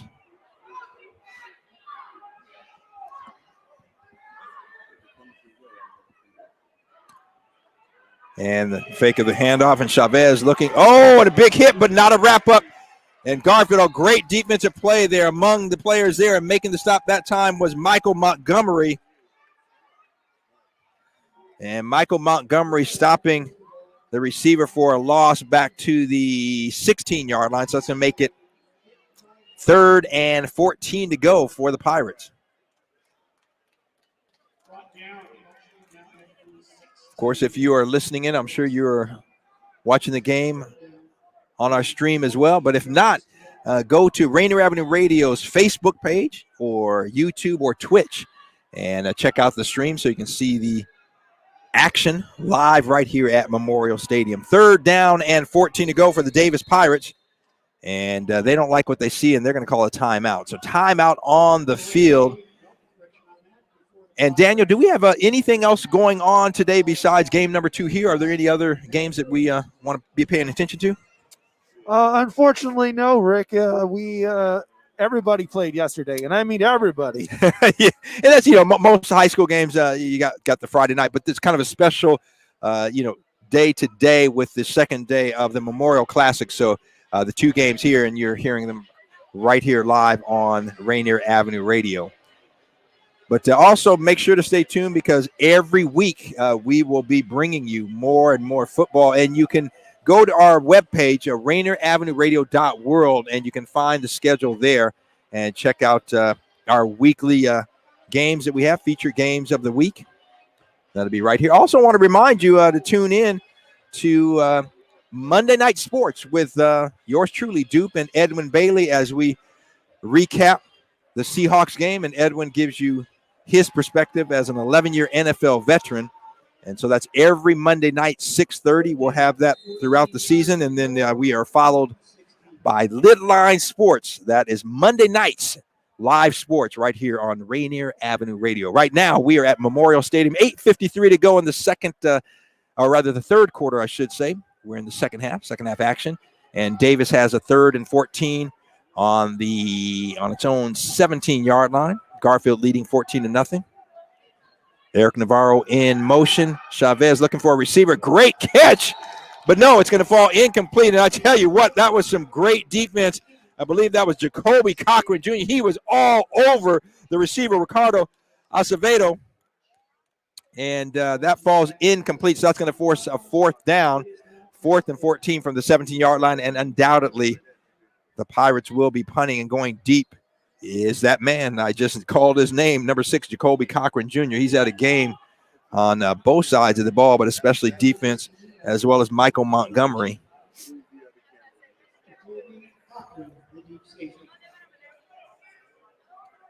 And so we are waiting on the referees. Davis waiting on a player. Penalty flag on the field. Okay, and I think it's going to be a delay of game. Yeah. So Davis did not have all the players on the field, delay of game, so that I may be standing corrected here. Like I said, I thought, and maybe it's in college and the pros only, I thought the play clock had usually been set at 40, but today it's been set at 25. And again, the game started late because of fear of lightning, and so the game started about 42 minutes late. And the first half, the quarters were shortened down to 10 minutes, and Jacoby Cochran gets the punt at the 47-yard line and going to his right, now coming back to the left, and got a couple of guys to beat using his speed. He's got some room. He's on the sideline. Makes a couple guys miss and going to be knocked out of bounds, and a flag at the end of the play. That may come back. A fine return by Cochran. Took it down for about 26 yards or so to the 24-yard line. But at the end of the play there, flagging, at that in that area might be a hold. We'll see what they call. Yep, that is it. Holding on Garfield. So, but it'll be from the spot of the foul, which was right at the end of the return, right around the 24-yard line. So they'll probably bring the ball back to about the 34-yard line, which is where the Bulldogs likely will start it out. Yeah, that's exactly what's going to happen. So still, Jacoby Cochran Jr. fielded the punt at about the 47-yard line, and even with the penalty, that's a plus 13 yards down to the 34-yard line. So Garfield will start out 34 yards to go in the Pirates territory. 8:26 left to go here in the quarter. Leading at 14-0. Handoff to Hampton. Hampton up the middle and keeps those legs driving. He's going to have about 5 yards down to the 29-yard line. So can't complain about that first down play. Rayon Hampton has a touchdown in the game, 19-yarder to start the scoring off. He's in the deep. He's the deep back in the eye. And he gets it again on the left side, puts his head down, and maybe a yard met there by a couple of Pirate players. And, yeah, they're going to mark it the nose of the football just at the 26, so that's going to make it 3rd and a short 3, long 2. And the Bulldogs again in the power I. Receivers to the right and left. Hampton gets the ball. He's going to be met at the line of scrimmage. Keeps the legs moving across the 25. He's going to be close to a first down. And now one of the referees coming in saying the ball's right at the 25. So that's going to make it a 4th down and about a yard to go. And the Bulldogs will go for it. And coming into the ball game, that big guy, number 19, Jimmy Miller. So probably no question in anybody's mind who's going to get the ball. But the question is, can you stop him? And my dad used to talk about Jim Brown and said, yeah, they always knew where he was going, but it didn't matter because they couldn't stop him. So the Bulldogs, and now Miller shifts out of the eye. And now he comes back in motion. The handoff to the big guy right up the middle. That's number 55. That is Matua Whalen. And the big guy, Matua Whalen, easily gets the first down. You don't see that off the number 55 in the backfield, but he's there now. They got a full backfield. And the deep guy in the eye is Jimmy Miller. They hand him the ball. Miller to the left side. He's got some room. He's to the 10, the 5, and knocked out of bounds at about the 3-yard line. Boy, that is a load. That young man, I tell you what, you see him coming at you, you're going to go low, because if you don't, you're going to pay for it. And we've got a Davis player down, now on his feet. Looks like holding his right rib, so I may have got taken a shot there. That's Morgan Rodriguez. He's on his feet and okay, but it looks like my guess is he's maybe got hit on the right side, either in the abdomen or the rib area, because he's holding on the left side there a little bit, but he's walking off under his own power, so it looks like nothing serious. And a 19-yard pickup for Jimmy Miller on that carry down to the 3-yard line. So the Bulldogs check that at the 2-yard line. So the Bulldogs have 1st and goal at the 2-yard line, leading 14-0 here. 6:43 left to go in the 3rd quarter.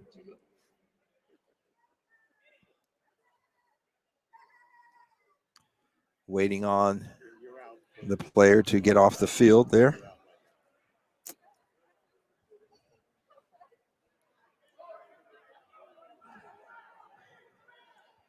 So looks like we have another potential injury to a player, but they're off the field. And so the Bulldogs, a handoff.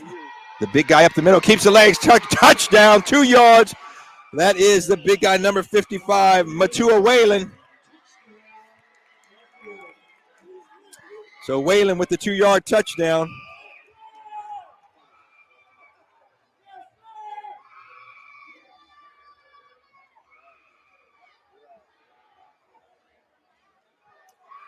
So it's 6:40 left to go here in the third quarter. The Bulldogs on the board once again.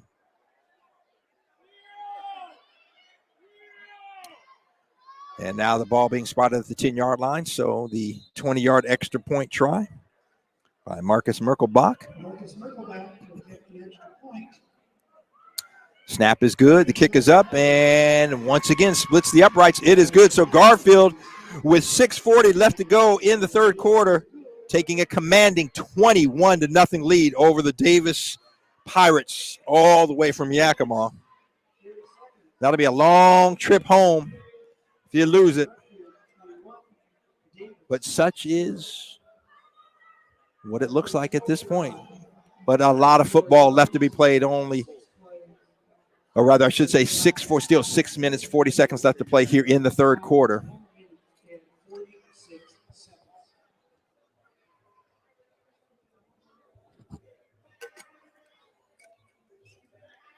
Again, if you just tuned in, you're listening to Rainier Avenue Radio's coverage of Metro League football. We're live at Memorial Stadium, the 6th annual Memorial Football Classic. And featuring today's games, this game number 1, the first of our doubleheader. Garfield, the Bulldogs, leading Davis of Yakima, the Pirates, by a score of 21-0. We've got 6 minutes, 40 seconds left to go in the third quarter. And game number 2 features Nooksack Valley and Kelso. You can hear that right here on Rainier Avenue Radio, so don't go anywhere. Keep it tuned in. Or if you're watching on Facebook, YouTube, or Twitch, keep it right there because got a lot more football left to be played. And Merkelbach the kick, and it's going to hit down and go into the end zone. So once again, the Pirates will have it 1st and 10 on their own 20-yard line. And you know, Rick, you mentioned for those watching and for those of you who are watching, well, you've noticed some enhanced features today with our broadcast visually, the field cam and a couple of other things going on. So I hope folks are enjoying that. Yes. And you're doing some fine reporting there from the sideline, getting some interviews and getting some nice shots. So we appreciate that. Nice little interview with the DJ. Yeah, DJ, they got it going on. We got it going on here today, baby. That's how we do it at Rainier Avenue Radio. And so for those of you who are not watching and watch this enhanced broadcast, again, what's Facebook, Twitch, and YouTube? Yeah, get on it. All right, so the Pirates take over 1st and 10 on the 20-yard line, and the ball's loose, and it's on the ground, and it looks like Garfield, the Bulldogs may have it. So a botch snap there, and Jason Chavez didn't get it, and the Bulldogs, yes, have it. And I want to say that was number 24. That is Mikey Watkins.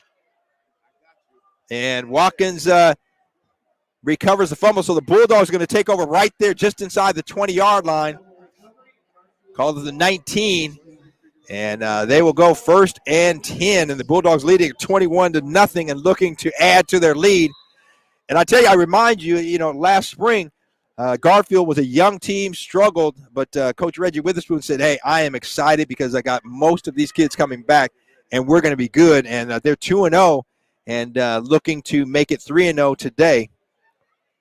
And the handoff, that's Hampton to the left side. He's got some room, and he's going to go all the way in. Touchdown, Rayon Hampton, 19 yards. The Bulldogs on the scoreboard once again, making Davis pay for the turnover.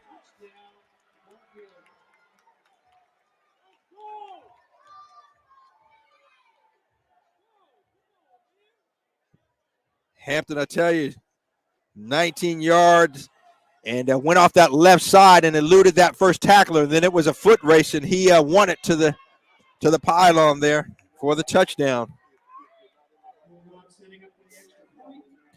So once again, Marcus Merkelbach lining up in this dead center of the field. The holder looking up at him, and now they're ready. Holder signals. Snap is good. The kick is up. And just like that, 2 scores in less than a minute. Actually, 6:40 and then 6:23. So about 17 seconds apart. And the score, and the Bulldogs leading it by a score of 28-0 here at the 6th annual Memorial Football Classic, live at Memorial Stadium on the campus of the Seattle Center. I'm Rick Dupree, bringing you the play-by-play action. Juan Cotto, John Yasutake will bring you game number 2. Nooksack Valley and Kelso to follow. But right now, the Bulldogs leading. And I was looking at the clock. It was at 15 minutes. So wait a minute now. What's going on? They're having some problems. But back at 6:31. So 6 minutes, 31 seconds left to go here in the third quarter. The Bulldogs leading by a score of 28-0.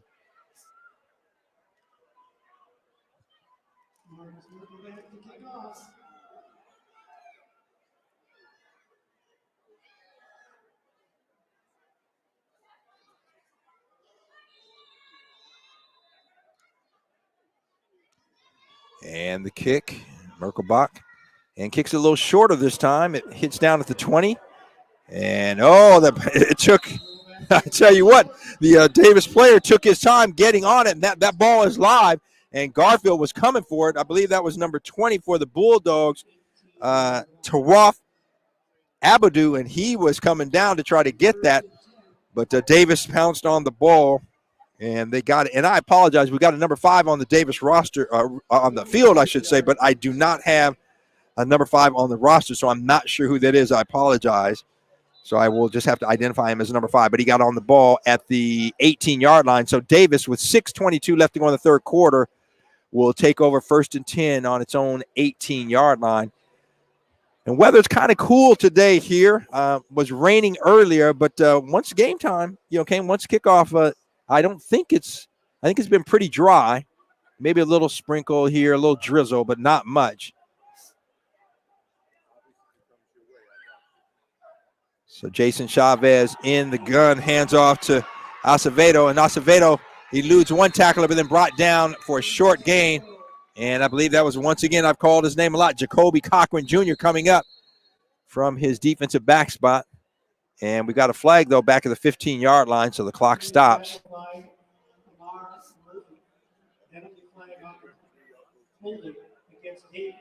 And I believe it's going to go against Davis. The referee's conferring.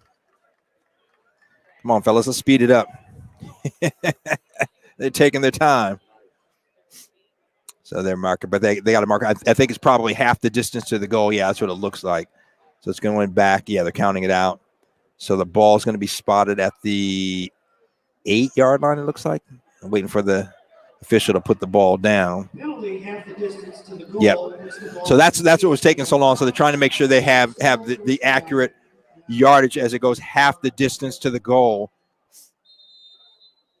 And I think the reason is because it must have been a 15-yard penalty, and they obviously couldn't go back. Well, I'm not sure. Anyway, with that said, Chavez's pass on first down falls incomplete. So that will make it second and a long way to go. Ball's on about the 8-yard line. They got to get up to the 28. So that will make it 2nd and 20. 6:06 left to play in quarter number 3. And again, a shout out to Daniel B. pulling all the triggers behind the scenes, to Lourdes Prim. She's on the camera, doing a fine job there. I mean, such a good job that her father just kind of left her. She got it. All right, 2nd down. Chavez in the gun, passes out to Jaden Corbray, and Corbray takes a shot out of bounds, and has Poppy Justice making him pay. Poppy Justice coming up like you think about some of the great safeties back in the day, whether it was a Ronnie Lott or that's who comes to mind. Who else? Well, I'm going back. I'm thinking guys like Jack Tatum, and those guys would be, man, they'd come off, take guys' heads off. Troy Palomao, and Anyway, with that said, that makes it 3rd and 20. And the pass, and it is tipped. And that was coming in the pressure. That was Yamani Howe. And Yamani Howe tips the pass. It falls incomplete. So that's going to make it 4th down. with 5:57 left to go in the third quarter. Bulldogs leading it by a score of 28-0.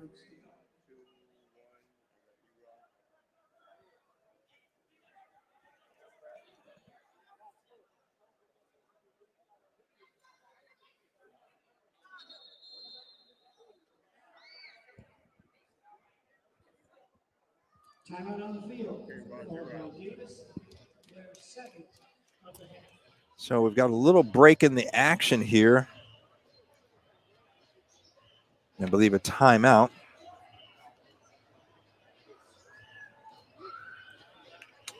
So the ball's on the 13-yard line, and it is 4th and a long way to go for the Pirates of Davis. Coming in here all the way from Yakima. So I see quarterback E.J. Kamanong, warming up on the sideline here, and he's got quite a gun. He's got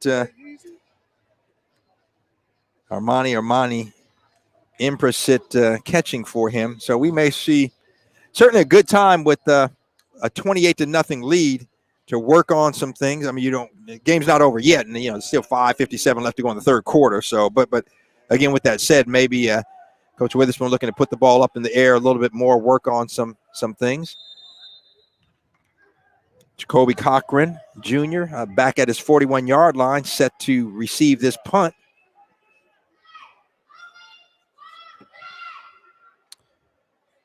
And punt goes near the sideline. It's going to go out of bounds, probably around, let's see where the referee spots. I'm thinking right around the 45. Yeah, and that's what they do. The ball actually hit down out of bounds at the 48, so I think they're kind of just estimating, But they say the 45-yard line. So the Bulldogs will take over 1st and 10 on the Pirates' 45-yard line. 5:51 left to go in the third quarter, leading by a score of 28-0.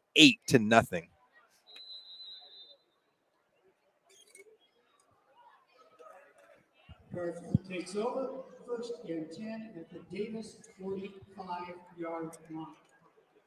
So again, E.J. Kamanong, the quarterback, he's in the guns. Got 3 receivers to his right, the wide side of the field, 1 to his left.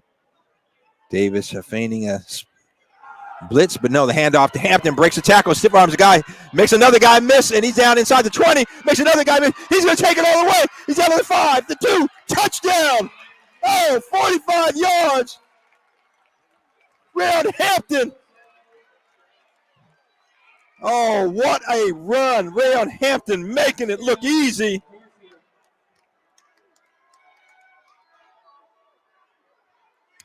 That's his 3rd touchdown run of the day. A couple of 19-yarders, and that one was 45 yards.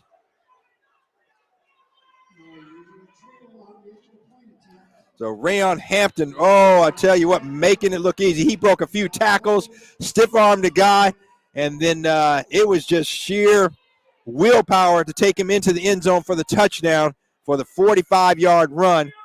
And now Merkelbach there at the 10-yard line, or I should say the holder there at the 10, looking for a 20-yard extra point. It's up, and once again, splitting the uprights. It's good. So just like that, the Bulldogs now lead it by a score of 35-0. A big second half here. They went into the locker room leading 7-0, but they have outscored the Pirates of Davis 28-0 here in the third quarter, and we still got 5:40 left to go.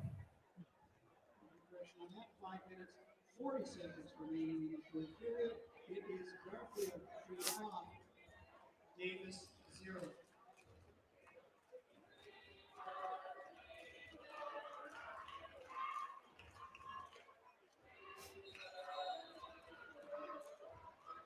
So again, if you're just tuning in, you are listening to Rainier Avenue Radio's coverage of Metro League Prep Football. We're live at the 6th annual Memorial Football Classic at Memorial Stadium on the campus of the Seattle Center, which, of course, the Space Needle, the monorail, all that came into existence in 1962 when the World's Fair was here. Also another great occurrence in 1962, the birth of one Richard Allen Dupree. Yeah. Back in 1962. So me and the Space Needle the same age, approaching 60. Oh, good Lord. I never thought I'd reach this, but I guess if I want to keep living, I'm gonna. All right, short kick, and hits down at the 20, and his field. Oh, goes over the player's head, and Garfield's down. Oh, this is recovered. A great play by Tawaf Abdou, and he ran down and got the loose ball and recovered it inside the 10-yard line. Again, that kick on the kill is live, and if you don't feel it, the kicking team could get it, and that's just what they did. Oh, what a great play, Tawaf Abdou, and he recovered it at the 8-yard line, so the Bulldogs will take over 1st and 10 on the Pirates' 8-yard line. This is becoming a blowout, and now keep in mind, there is the mercy rule, so once a team in football, basketball, in WIAA, once they have a 40-point lead, the clock then is a running clock, so looks like that may happen here. Garfield, handoff. Miller bounces off one tackler. He's got some room. Miller runs over another touchdown. Oh, my. Jimmy Miller, 8 yards, touchdown. And he's only a sophomore.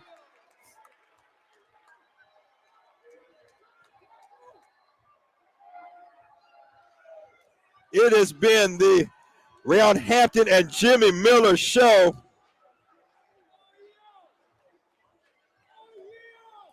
But I tell you what, that one was set up by a phenomenal play by Tawaf Abdou, and Abdou recovered the kickoff at the 8-yard line.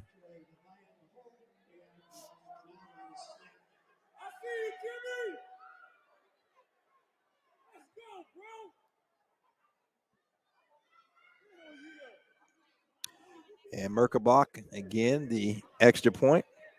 High snap, the holder. Great job of getting it down. And the holder, I believe that is number 7, Troy Vagea. And Vagea did a great job. It was a high snap. He brought it down, and the extra point is good. So the Bulldogs now lead it by a score of 42-0. So, again, with the mercy rule from this point forward, it will be a running clock. And other than, if I'm not mistaken, a timeout or if there's an injury or something like that, the clock will run. And so that'll happen both here for the remainder of the third quarter and all through the fourth quarter. And that is the rule. So, again, if in the first half of a game a team goes up by 40, the entire second half will be running clock. And if it happens in the second half, from that moment on, it will be a running clock. And so that will be the case here with the Bulldogs leading 42-0.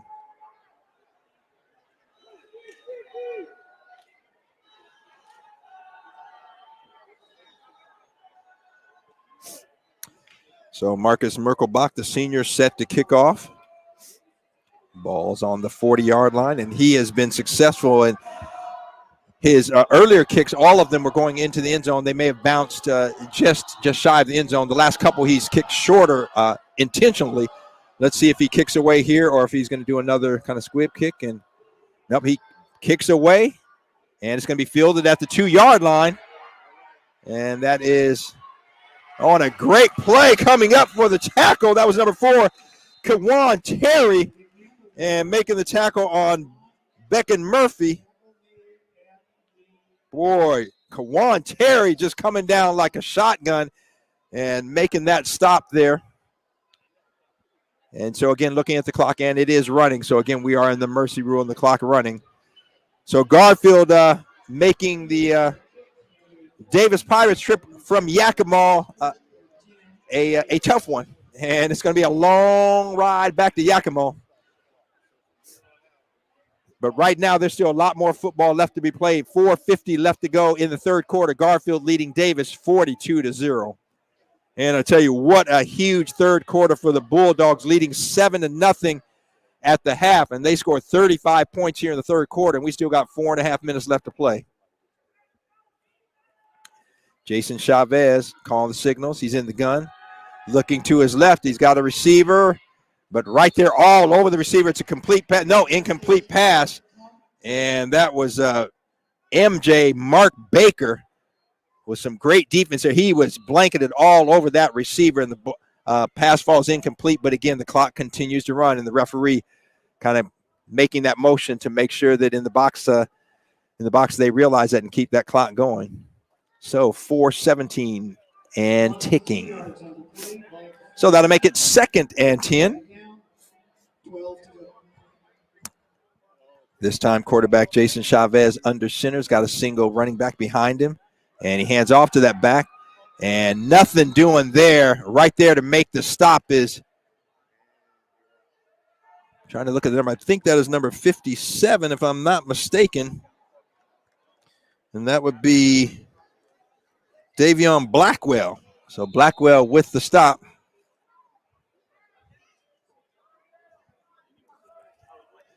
And got a player down, and they're tending to him. He's on a knee. That's number 65, Joaquin Rodriguez. So Rodriguez being tended to, now on his feet, walking off.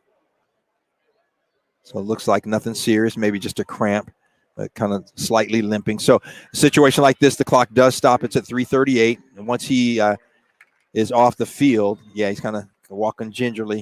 And once he's off the field, the clock will restart.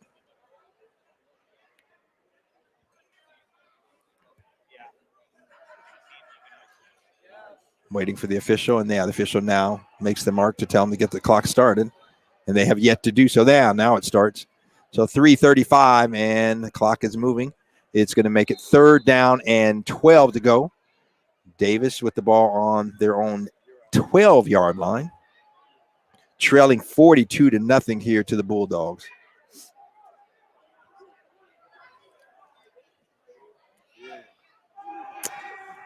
Chavez under pressure, and he's going to be sacked from behind. And there it is one more time, Jacoby Cochran Jr. And I tell you what, defensively, Jacoby Cochran Jr. and Michael Montgomery, along with a big number 55, Machua Whalen, they have played a heck of a defensive side of the ball. They've done a great job. So it's going to make it 4th down and long. Ball's at about the 7-yard line, so the punter will come on. Jacoby Cochran Jr. at about the Davis 35. Now backpedaling back to the 36-yard line, I should say. Expecting a short kick. Now he's still kind of walking back a little bit at the 38. And the snap goes over the head. The punter can't handle it, goes out of the end zone. That is a safety. So another 2 points for the Bulldogs. So again, snap, the punter just could not handle it, and it goes out of the back of the end zone. And that is a safety. So it makes the score 44-0 Garfield.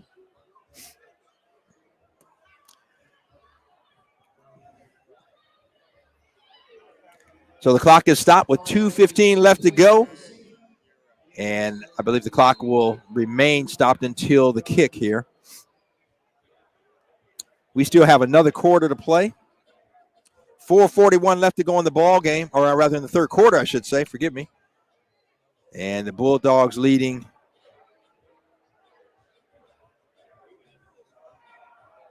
And now they are. Yeah, there we go. Okay, now they're getting it right. Because after a safety, the team that the safety was against, they line up at the 20, and they kick the ball from the 20-yard line. So Davis was down, but now they got it. Now they got it cleared away, cleared up. So Davis will kick from the. They should move him back to the 20-yard line. Let's see what they do. Yeah, they do. Okay, and that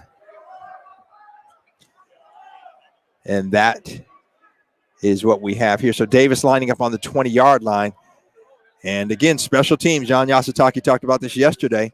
And special teams, a big part of the game. You've got to pay attention. And, I mentioned, and we talked to Anthony Allen at halftime, but both Anthony and I played under Don James at the University of Washington. You talk about someone who is meticulous, attention to every detail. But every Monday, we had, and this is back in the days of the film, they would splice the kicking game together. Every kicking game play, whether it was a punt, a field goal, extra point, kickoff, kick return, punt return, you name it.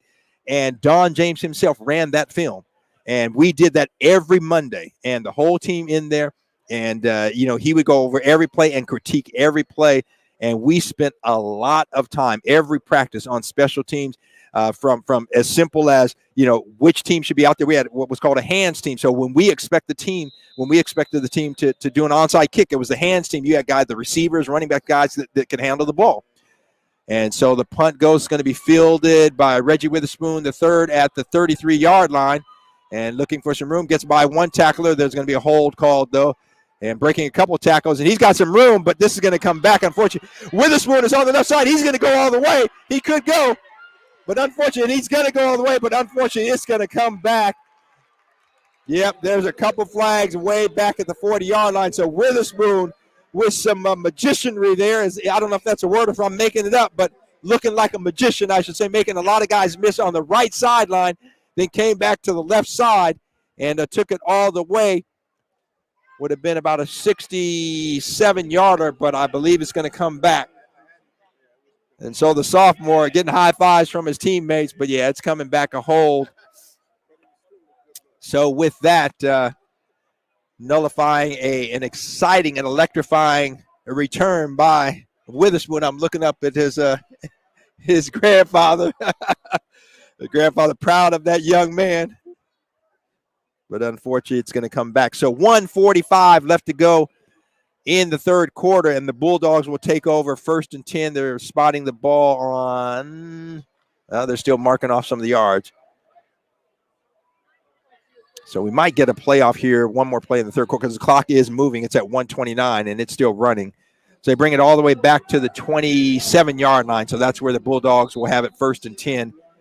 A minute 20 left to go here in the Francis Williams walking by, had the mask on, had to pull it down. I'm like, I think I recognize who that is.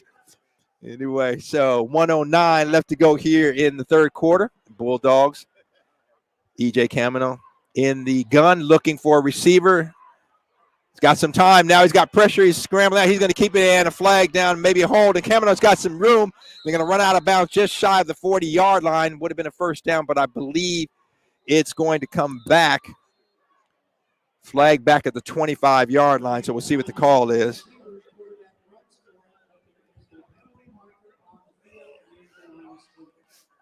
Yep, and it's going to come back, hold on the play.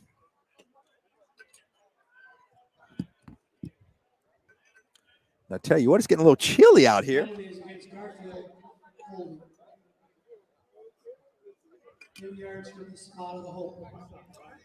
So 10 yards from the spot of the foul, a holding call. So it's going to take it all the way back to the 15-yard line.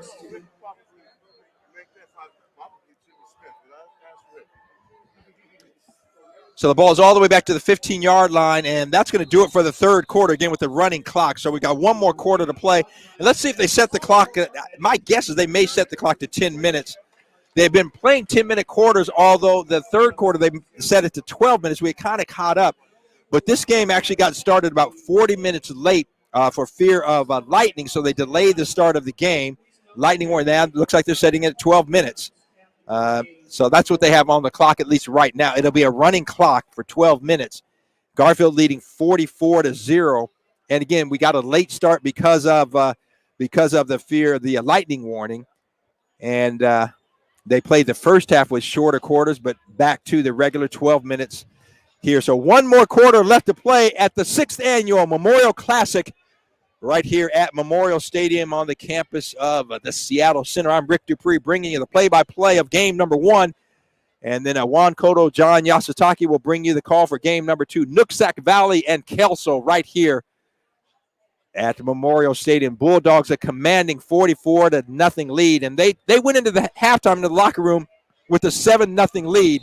And so they have they played a tremendous third quarter. And we've got Francis Williams on the mic here. And Mr. Williams, good to see you. How you doing? Hey, I'm doing great, Rick. Thanks for letting me come up and talk to you for a few minutes. Well, you're behind me, and so I didn't know. And there was Tony pointing like, Rick, we got Francis with the mic. So talk a little bit about kind of your role and what you're doing here. Well, whatever they need assistance with game management or anything like that. If I have some spare time on my hands, more than happy to come down and help out. So today my responsibility is with the officials. Obviously they've had their hands full today with the weather problems that we've had, but they've been very patient. They wanted to make sure these young men got a chance to play the game. So we let that front move through and get the lightning out of the way, and it's actually turned out to be a decent afternoon. Yeah, it really has. I mean, a little chilly for us in the stands, but for the guys on the field, it's nice, and it's been dry, which is good. So talk about that. I mean, number one primary, objective is safety of the players on the field. Right. Well, there was, if you're paying attention to the weather, they've been telling us for a week that this weather was coming. Yeah. And with the lightning, the rule is if there's any type of lightning strike, then at that point, nothing can happen for 30 minutes. So we had, a lightning strike. It was right around about 2:02. Okay. Yeah. And then it seemed to it started raining harder, but we didn't have anyone anymore. So we were able to get started a little bit there after 2:30, and fortunately we've been able to continue to play and haven't had any further problems. Yeah, absolutely. Now, for those of you listening, obviously you probably remember Francis back in the day, a Garfield alum, but coach at Rainier Beach High School, and took Rainier Beach to a state title with a couple of, one big name guy, Doug Christie, a guy who I had at the Boys and Girls Club, Adam Sedlick, and Francis, tell me, talk about, because I know you've been working. I don't know if we talk about it now, but I know you've been working on a little bit about some of the basketball here in Seattle, and Seattle certainly has become kind of a prep basketball mecca. Talk a little bit about that, because your involvement in that, and just I think as people sometimes don't recognize the number of players that have come out of the Metro League, Seattle, and the greater Seattle area, and are playing at D1 schools and in the pros. Well, I'll try to put it in a football perspective, and I hope I can make this make sense. We're sitting in historic Memorial Stadium. Mm-hmm. Now, you and I, you at your time in Ingram, my time at Garfield, and earlier today they honored Anthony Allen, they honored Mark Haley, Bruce Harrell was here, Superintendent Brent Jones was here, and all of those names have played some part in history in athletics in the Metro League as Garfield. And real quickly, E.J. Kamenov against Jacoby Cochran Jr. on a deep pass, and it goes about 70 yards for a touchdown, and Garfield just continues to pile it on. I tell you what, Francis, Reggie Witherspoon Jr. talked about this team in the spring football. He said, Rick, we're young. We're going to be good next year. And we are seeing that, and they are just piling it on. They're going to be 3-0, and he has quite a team here. Well, I know for me, him speaking about his team, for me, it's I go to the barbershop where he works. Uh-huh. So he's been saying that they were going to be good, but they are explosive. I got a chance to see them play last week against the team from Idaho, and even though I think they overmatched those guys like they are Davis today, still what I'm impressed with is that they don't make a lot of mistakes. There's not those offside penalties or false starts, or they seem to be very disciplined. And so the staff that he's put together and the group of kids that he has, I think they're going to make some noise in the Metro League. Yeah, they really are. They've moved up in the rankings, and the extra point is up and good, so making it 51-0. They're moving up in the rankings, and again, I know Coach Witherspoon really pleased with this young team, and he's got some guys that, like you said, I mean, and that's a big key. I mean, cutting down those mistakes. We've had a lot of flags here today, some holds, and again, some that really would not have made a difference. And those are the types of things you've got to cut out, because if you've got a guy, you look like Reggie Witherspoon III on that kickoff return. Now the penalty happened a little bit behind him. It really didn't impact getting him loose, and now you nullify a long kick return that in a tight game is going to be important. You don't want to do that. But again, it's early in the season, and young guys, you learn that. And, that's so important. But going back to what you're saying, I know we're here at a football game, but, again, Seattle has really become somewhat of a basketball mecca. And, like you said, we had Anthony Allen on at the end of the halftime, and again, one of the players recognized. But, your involvement in basketball for a number of years with Adidas, and you are in that kind of mix and knowing. And so how is Seattle viewed by other out-of-town, by other states, because, again, we have so many of these kids are making some noise now. Yeah, well, when you're sitting around and in a national perspective talking about this guy or that guy, this city, that city, this school, that school, we're always in the conversation. I mean, where I was going was really this area, just in terms of high school athletics, transitioning guys into college, transitioning into the pros in all sports. Mm-hmm. I think we've really made a significant mark. I mean, I believe this last time we had 2 Huskies get Super Bowl rings in the last Super Bowl. So, I mean, when you start looking at the number of guys that are in the NFL right now, and I think I saw a list last night where there's 38 Pac-12 guys in the NFL, which is the most of any of the what is it called, the Big Five or whatever, it's called. Yeah. So and everyone talks about the SEC. And Alabama certainly has been dominant in others, but But I just say all that to say when we talked about the guys, the people that were honored here today, and we started talking about the basketball piece. Well, for me, it's just a matter of anytime I turn on the tube and I see, not the tube anymore, but when I turn on the TV and I see a guy from this area that's doing well, I mean, in the league right now with DeJounte Murray is the name that just comes off the top of my head. I mean, we've had so many guys, but it was just so many years that it took us to finally get to that point where we were getting that type of recognition of the type of talent that was in this community right here in the Metro League. Now, obviously, it's expanded to the state of Washington is looked upon that way. And so that's all I ever wanted to get out of this thing. And so now at 62 and having been involved in starting my involvement in summer basketball back in '89, well, now for me to turn on the TV or listen to the radio or stream something and see a guy from this area that's doing well back in '89, that's all I ever wanted. So I'm just sitting back and feeling good. Well, you really are, without question, a pioneer in that. I mean, and a lot of that started off with Doug Christie and from Rainier Beach, but also, we partnered together, and you were instrumental in getting some of those first kind of the AAU select basketball, however you want to define it, but with George Carl when he was coaching, the Sonics. And I mean, it was really kind of your relationship, and we ended up partnering at the Boys and Girls Club. Right.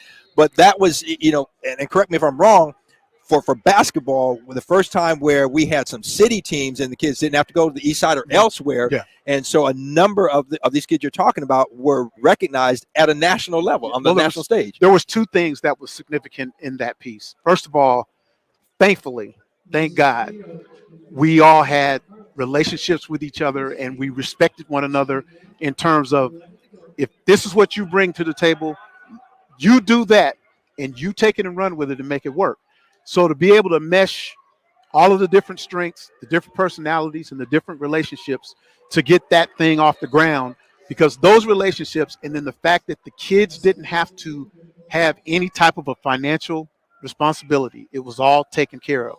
That had always been so prohibitive that, okay, you made this team and you've been selected, but oh, by the way, it's going to cost you $1,100. Mm-hmm. It's going to cost you $1,200. Come on, man. We don't have those kind of resources. Yeah. So for us to be able to put those teams back in the day out on the road, and the only thing that they had to be worried about was money for food, was huge. So we have to thank Coach Carl. We have to thank Sam Perkins. We have to thank the Sonics. We have to thank Rotary Boys Club. We have to thank the parents that were involved, because everybody had to come together to get those initial teams on the road, so we could show people that it could work, show people that our hearts were in the right place, that all we wanted, what was best for the kids. Right. Now, it has turned into a whole different animal now, but that's okay. That's to be expected. That's just the evolution of things, as things go. But back at that point in the mid-'90s, when we were able to put that whole thing together, just thankfully we were able to do it. And now the end result is seeing so many guys having that kind of success, not just the ones that are in the NBA, but the guys that are playing overseas. And we've got all kind of kids with their degrees, getting their PhDs. We've got kids that have accomplished a lot, not just on the court. Yeah. So it's been a great ride, and I'm glad I've just been around to see it. Yeah, no, France, you make a good point. I mean, but the opportunity for those kids to be seen, to get, that college education, and whether they go on and play professionally, whether it's in the big leagues or, again, overseas or whatever the case may be, or they take that and they use that to get a degree. And we got another punt return here and another flag. Jacoby Cochran Jr., he's going to take it all the way, but we got a flag back at the 50-yard line, so that's going to come back once again. Yeah. And Francis, we talked about this earlier. Those are the types of things you got to make sure the flag is way over here, totally away from where he's at. And let him go. You got to let it go. So those are things, again, I think Coach Witherspoon and his staff, obviously, when they take a look at the game film and talk to the guys, great game. However, these are things you got to cut down because in a tight game, that can't happen. Right. Yeah. But again, it's saying that like you said, so many opportunities opened up for these young men and women in the sports. And we started out, obviously, with boys. And that first year, I remember we had, I think, 3 teams. George Carl, and you're right, George Carl, and Adidas, and so many people got behind it. But it was great to be able to see it. I remember, think of names like, Doug Wren and Jason King and Anthony, I think Anthony's the lefty from Franklin. Anthony, why am I forgetting Anthony's last name? But we had some great players. Kevin Burleson, and speaking of Kevin Burleson, and seeing now his brother Nate all over there doing great. Oh yeah. So it's a lot of fun. Like you said, guys are parlaying their athletic career into great careers otherwise, and that's great to see. And a pass over to Jacoby Cochran Jr. He's going to say, okay, you know what? I'm not going to get it on the kick, so I'm going to take it on this pass. And he takes it. He's going to take it 59 yards, touchdown. Jacoby Cochran Jr. and the Bulldogs just continue to pour it on. Well, I think it's safe to say he would be your offensive player of the game today. Well, I was looking at Hampton's got 3 touchdown runs. You got Jimmy Miller, but Jacoby Cochran on both sides of the ball has played a phenomenal game. So I think that he may be our offensive player of the game. We should find out 59 yards, and Jacoby takes it. Oh my goodness. Well, Francis, man, I appreciate you taking some time here to chat with us as I make my notes down here. It doesn't matter anymore. It's inconsequential. So with that, Garfield goes up 57 and the extra point here. The kick is up, and it is good. So 58-0, the Bulldogs. And this game did not start out that way. If you just tuned in, we had a 7-0 score at the half. And the Bulldogs scored, I believe it was 42 points, I want to say. In the they're up 7-0, and they ended the third quarter, I believe, leading 44-0. So what is that, 30, whatever my math is. But they scored a lot of points in the third quarter to take a huge lead, and they have just continued to go. So Reggie Witherspoon Jr., I'm sure, very pleased with the output and the performance of his team today. The clock now, because of the mercy rule, once a team goes up by 40 points, the clock is running. So there's only 3:49 left to go in the ball game. And then we've got game number 2 here will feature Nooksack Valley and Kelso. So that coming up, and then your play-by-play will be your play-by-play team will be Juan Cotto and John Yasutaki. Kind of left me on my own here in game number 1. They knew you could handle it, though, man. And it was in good hands. Going to hear the voices going. And, I tell you, but no, I tell you, friends, it has been. I appreciate you taking some time joining us, and it has Anytime. it has been great to see Metro Sports, and really how Metro Sports has elevated. And one of the things, Edwin Bailey and I talk about a lot on the air, and this is, I believe, season number 4 now that we've been doing on Rainier Avenue Radio.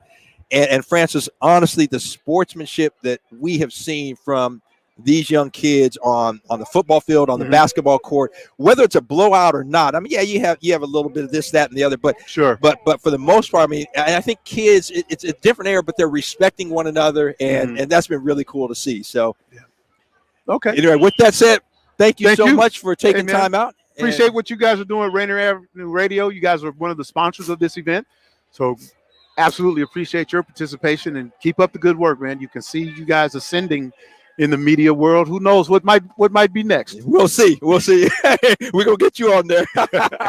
Francis Williams, join us. Thanks so much, man. Appreciate it. You take care. So 3 minutes left to go in the ball game. Garfield leading 58-0 over Davis of Yakima. It's gonna be a long bus ride back home to Yakima for Davis, I should say. But hey, I tell you what, it has been a great game for the Bulldogs. And again, coming up immediately following, a little break, but game number 2 in the doubleheader, Nooksack Valley and Kelso. And I believe so. And as we talk about, one of the things, I've been looking at, and I'm kind of looking at my notes. So offensive player of the game, there are 2 or 3 guys that really come to mind, but I think, with these latest plays here, Jacoby Cochran Jr. on both sides of the ball. And I really was looking at him as possibly a defensive player of the game. But I think I may go with Jacoby Cochran Jr. as our offensive player of the game. And then defensively, got a couple guys that just have played a great game. Michael Montgomery has had a great job defensively. Also, big Matua Whalen has had a good job. And then Jacoby Cochran, do we name it Jacoby both offensive and defensive? I think, got to make mention on the offensive side of both of the running backs. Rayon Hampton's got 3 touchdowns, a couple of long touchdown runs. Jimmy Miller as well. So why don't we go with let's do this. Yeah, I wish we could go with more than one player. Let's go with Rayon Hampton on the offensive side of the ball and Jacoby Cochran Jr. on the defensive side of the ball. So that's Rayon Hampton, number 27, as our offensive player of the game, and Jacoby Cochran Jr., number 6, as the defensive player of the game. And they both that's at least what I'm gonna call today. A minute left to go in the ball game, and again, stay right here with us because we've got Juan Cotto and John Yasutaki. They're going to bring you game number 2 here as we will feature Nooksack Valley and Kelso right here at the 6th annual Memorial Football Classic live at Memorial Stadium. I'm Rick Dupree. We're about ready to wrap it up here. Excuse me. And I think this will be the final play of the game. And again, a big thank you to Francis Williams for taking some time to join us. And on the run there. And I think, we might have one more play. We'll see. And now, okay, so again, they did reset the play clock to 40. So I knew that I was seeing that right. So the play clock typically will be at 40 seconds. The actual quarters run 12 minutes. So they modify the time here, and that's going to do it here for game number 1 with Garfield with just a commanding performance, and they beat Davis of Yakima by a score of 58-0. What I was going to say is that this game got started late because of the fear of and there was some lightning. So anytime, as Francis Williams said, when there is lightning, you have to wait 30 minutes for that to clear out. It did. The lightning occurred right after 2 o'clock. The game got started at about 2:40, and so they decided to shorten the quarters. They did shorten the quarters to 10 minutes in the first half and the play clock to 25 seconds. But they went back to because they got a pretty fast first half, and so they went back to 12 minutes for the quarters in the second half. But Garfield just a command. They went into the locker room leading 7-0, and then score 51 points in the second half to win it by a score of 58-0. So that's going to do it for me, Rick Dupree. I'm going to throw it, I believe, is Tony B. Do we have him down on the field? I'm going to check with Daniel B. in just a minute and see if we have Tony down on the field. And if not, we will probably take a break because I believe there's going to be about 15 to 20 minutes before the next game actually starts. Daniel, do we have Tony B? Is he trying to get one of the winning coach down there, or do you know if we are going to be able to get him live? Well, actually, Rick, we have Juan Cotto on the field. You're not seeing him on the camera just yet, but he is trying to flag down Garfield's coach here. As we watch him. Yes, I see Juan. And I believe he's ready to go. And Juan is right there. And he's going to grab Reggie Witherspoon. Coach Reggie Witherspoon, after a 58-0 victory over Davis High School, and you had it working in all 3 phases of the game. What was the difference today?